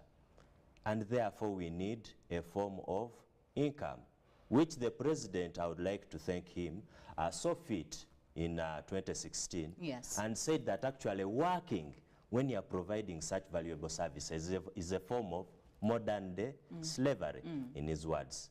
In 2021, in a meeting we had with Dr. Chris Baryomunsi, Uganda Medical Association, Federation of Uganda Medical Interns, and the senior house officers, it was agreed, an MOU was signed, that we shall be receiving 2.5 million shillings gross, which when taxed comes to about 1.8 million shillings. So as I was saying, we wrote the letters. Then we did not get any response. That was in December last year. In December. Yes. In January, that is last month. Who did you write the letters to? We wrote to the Commissioner of Clinical Services, Okay. Dr. Ronnie Batungire. We wrote to the DGS, Director General Health Services. We wrote to the Permanent Secretary of Ministry of Health. And we have always made it a point to copy the Parliamentary Committee for Health as well. We did not get any response. Then in January, we again wrote to them because we were coming under pressure. Our colleagues were telling us we are being chased from houses. Time for school is coming and we need to pay for our children and we don't have the resources to actually pay for them. We have needs, physiological needs as human beings. That is, I need to eat. Yes. I need to move around. I need to clothe myself. You are a doctor, you want to move looking like a pauper. You want to inspire confidence in the patient you are treating. The first step in a patient getting healed is having the confidence that actually this doctor who is treating me knows what they are doing. Yes. If you look like a pauper, I can't convince you that I know what I'm doing in the first place. I actually look sicker than the patient. So in January, we wrote again to the entities I earlier talked about. And still, we did not get any response. We tried going unofficial in courts, that is, texting and calling. Our calls were not received. And yet, these people have the numbers of our leaders. They Then, actually know them even by name. They know them by name. Then, last week, we decided to go physical. That is, we went there physically to the Ministry of Health to try to ambush these people, to have a face-to-face talk. We sat for over 4 hours till we left without getting any attention. And at that point we felt we had done everything humanly possible to resolve the ongoing impasse, but clearly our leaders had maybe bigger issues to handle than us. So we sent back the message to the people we are leading, had a meeting on Thursday, which resolved that effective Monday, which was yesterday, Yes. we have, or we lay down our tools. And that's what we have done. Okay.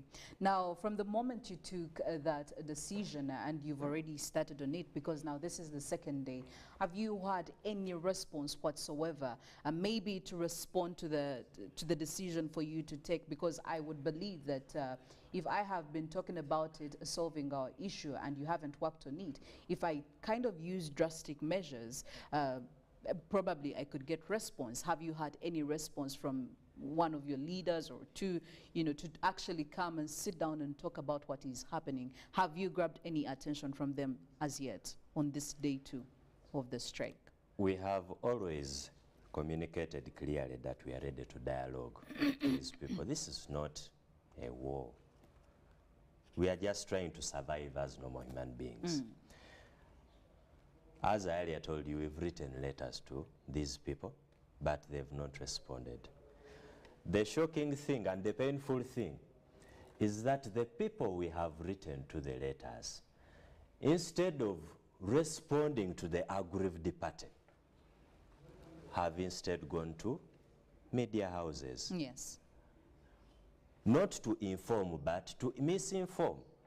Because there is a point where the permanent secretary said that the reason why they are failing to come up with the allowances for the senior house officers is because numbers have been increasing The numbers of the senior house officers. Yes.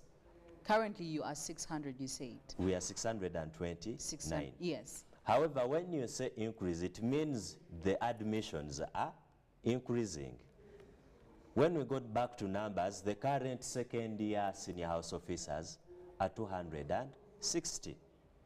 The senior house officers in year 1 who were admitted are 245, implying that if you had a budget, a recurrent budget, which was supposed to cater for 260 people, there is no way you can come and say the senior house officers we have got this year are 245, and therefore they are too many for us to pay. It doesn't hold water. Yes. The second issue is related to how they communicate. That if I have used official channels to communicate to you, why would you not communicate to me and instead send a WhatsApp message Yes. to a director of the hospital to tell us to sit down, not to calm down? So the director of one hospital, because you are in different hospitals, did they send the message to only one hospital or the respective hospitals? We actually just got a screenshot of the message the Commissioner Clinical Services wrote. They have a WhatsApp group. Yes. Yes, and he just wrote a WhatsApp message. So that is how we are communicating officially of late. So we have tried as much as possible to communicate directly with these people. We want to use every form of peaceful measure to resolve the ongoing impasse, but clearly it seems we are too small for them to communicate back to us, oh, maybe we don't matter in this country, and therefore are not worth being responded to. Okay. Well, we are talking about the ongoing strike by the specialist doctors. They did start off yesterday. Yesterday was actually day 1, and today makes day 2. They are on a sit-down strike. They laid their tools down because of government's failure to pay them their allowances. And the last allowance they got, I think, was before October 2022. And now we're coming close to 4 months. And all they need is actually for government to respond to this. Now, let us know, get into our WhatsApp, 0709602592. Let us know what you think about this. And of course, get into our Twitter, hashtag UBCGMU.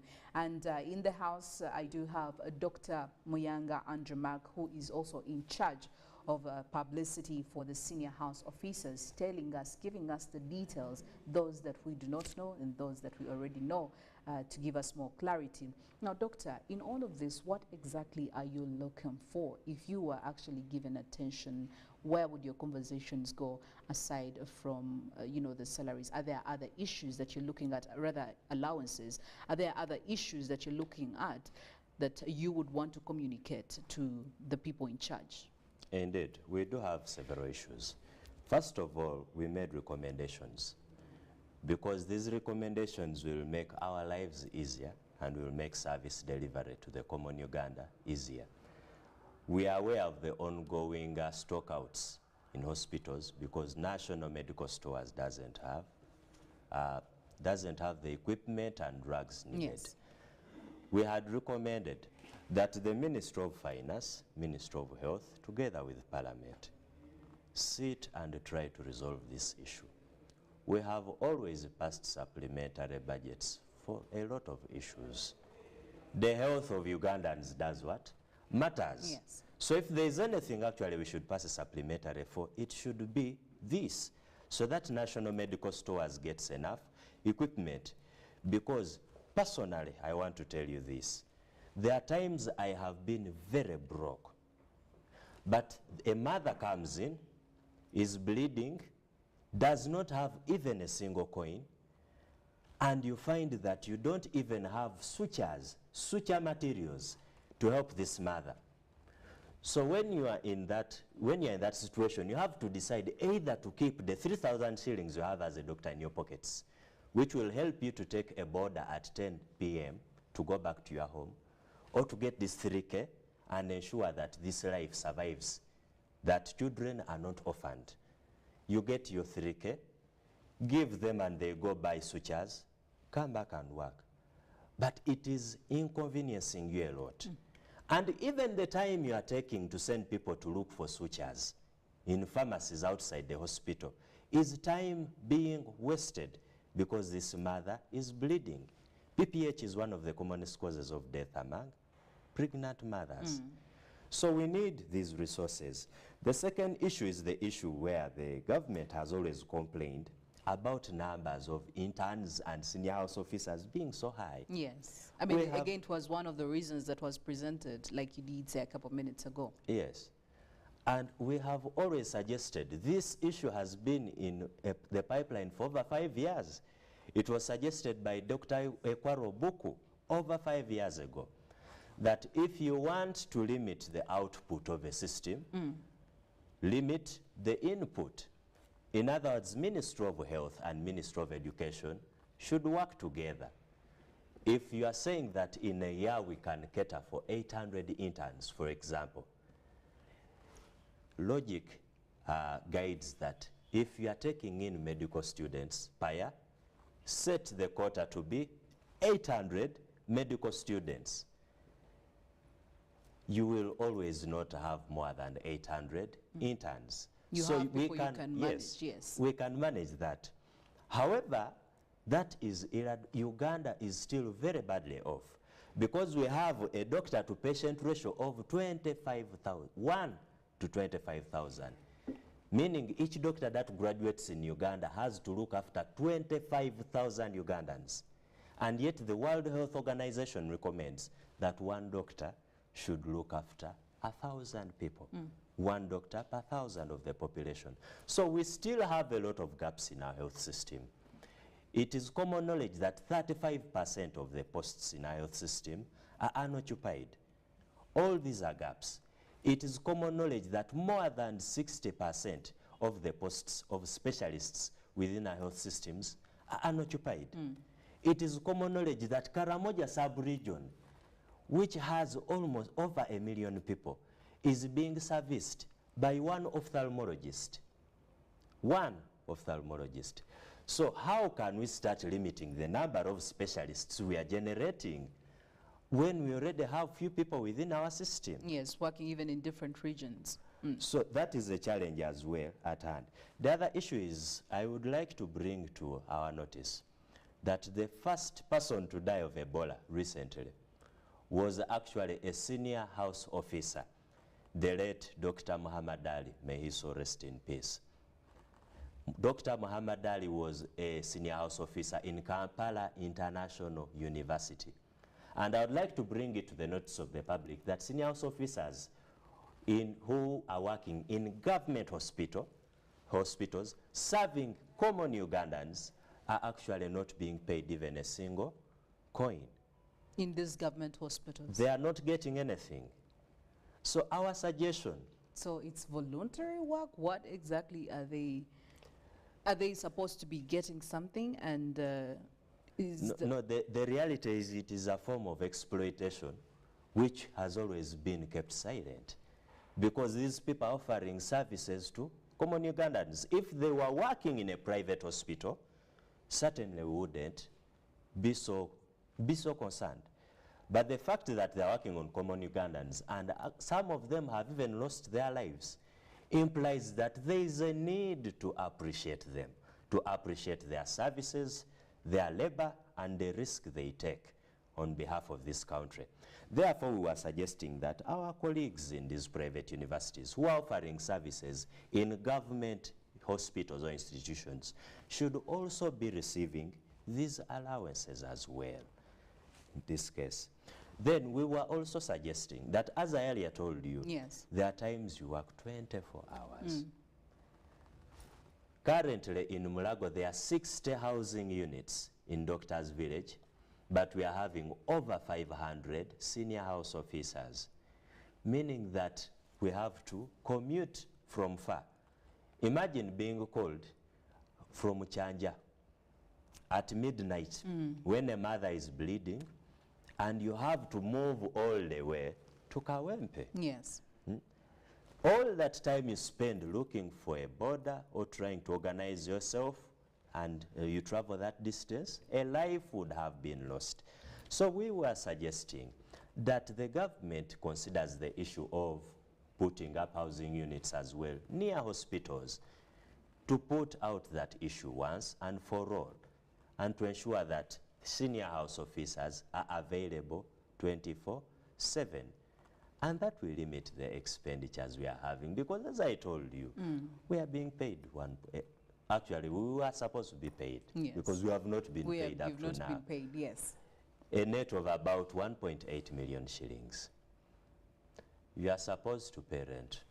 You have a wife. You have children. You're supposed to dress yourself. A doctor who travels on a border doesn't look like a doctor. You look like a fraud. You look like a thief, actually, in the eyes of the public.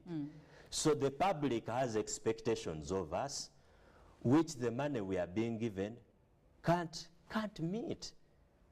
We can't meet that. That is why we were suggesting, and actually there is a policy document as well which was designed, that senior house officers should be taken up within the public service system to be paid as senior medical officers.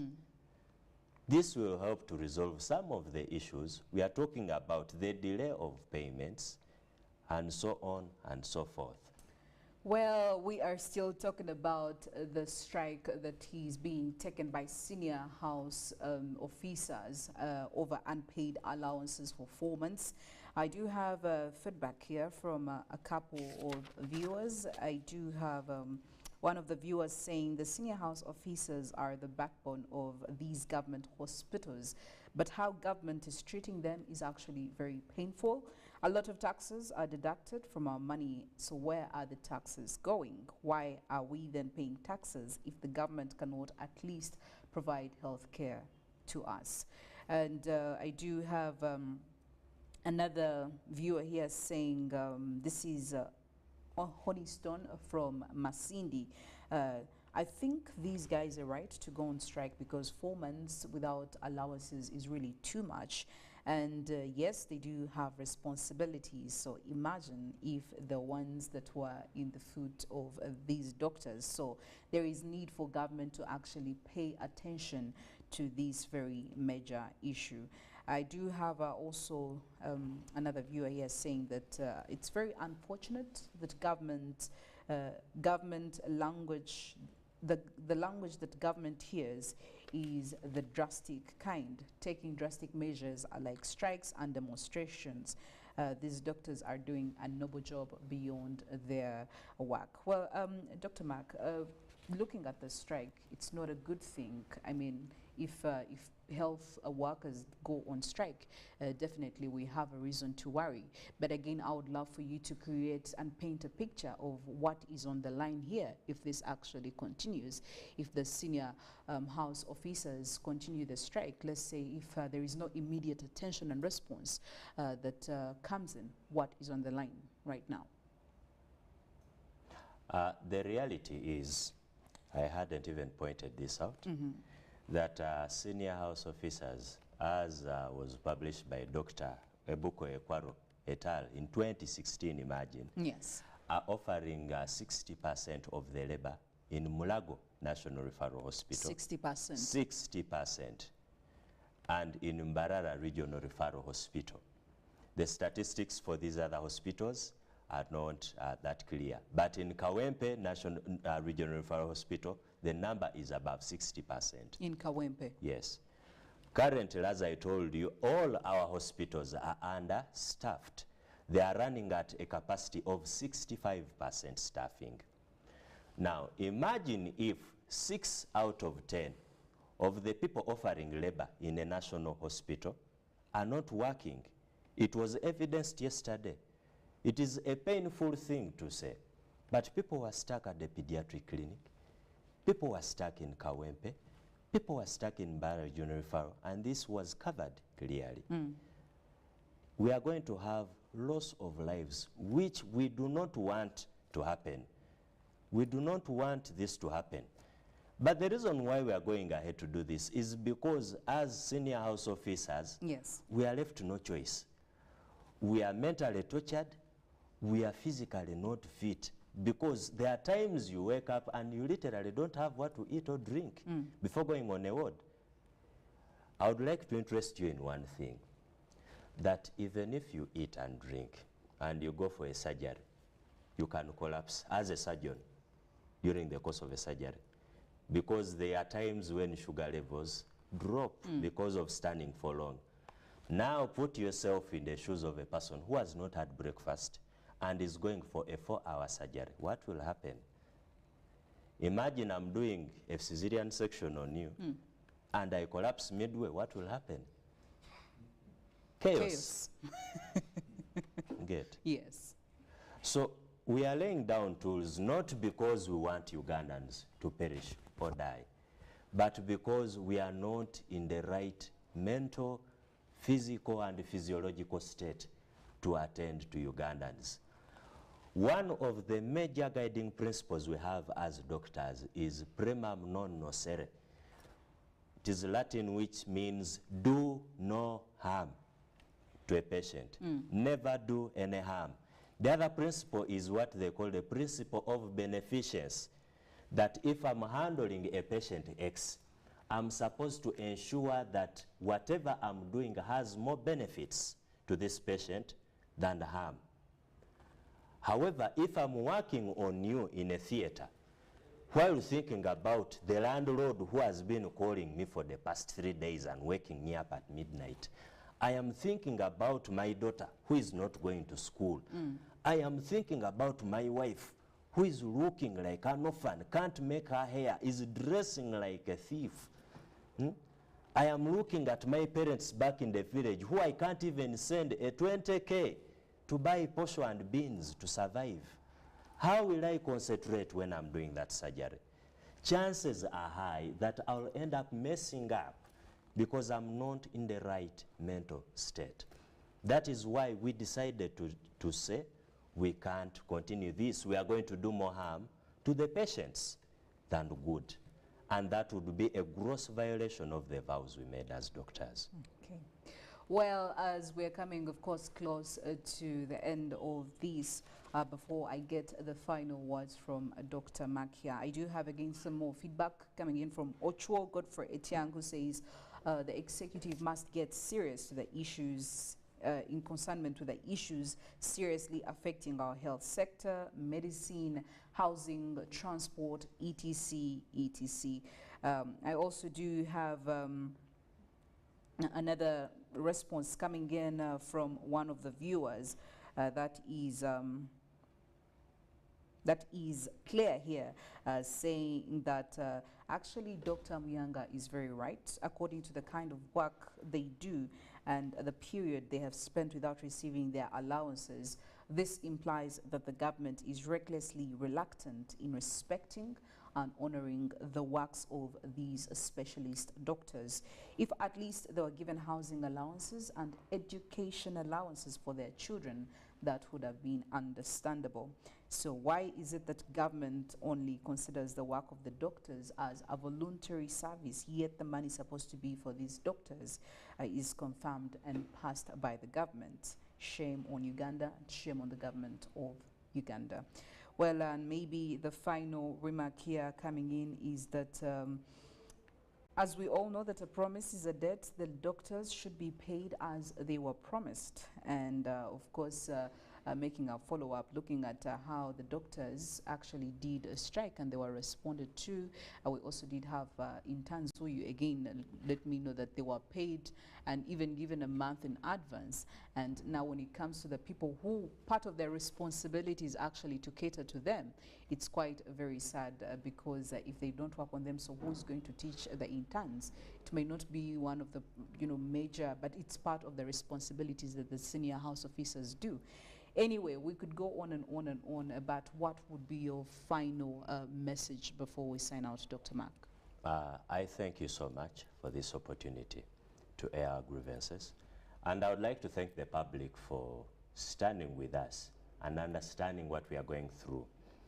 I call upon our government to lay straight their priorities, to understand that for us to have a healthy economy as a country, we need a healthy population. And you cannot have a healthy population when the health workers themselves are mentally, economically, physiologically, and socially crippled. So we request them to attend to our requests, clear our allowances. We are here to work on Ugandans. We are ready to sit and dialogue with you at any time you call us. Please stop ignoring our pleas. Talk back to us. We want to serve Ugandans together. Furthermore, we call upon our seniors, consultants, lecturers to stand with us. You know what we go through on wards. You understand the services we offer to Ugandans. Stand with us and support us in this struggle. Thank you so much. Said all this for God and my country. Dr. Muyanga Andrew Mack, in charge of publicity for the senior house officers. And our hope and prayer is that the necessary attention and response can come in immediately as soon as possible. Well, we'll leave it at that, but Ruben Mpima is coming in with the sports updates right after this. Allow me to wish you a wonderful Tuesday and a very productive day ahead. I am Philomena Masco. Good morning.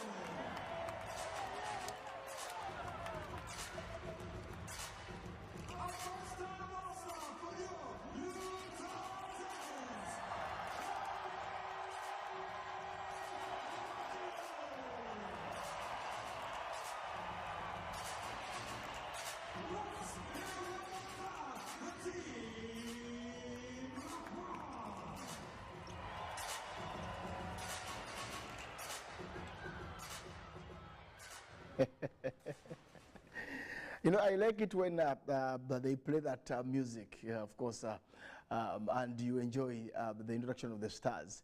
That's the All-Star that happened on Sunday. But yesterday I got a message that asked about the team that was the players who are part of the All-Star. And LeBron was actually the captain for his team.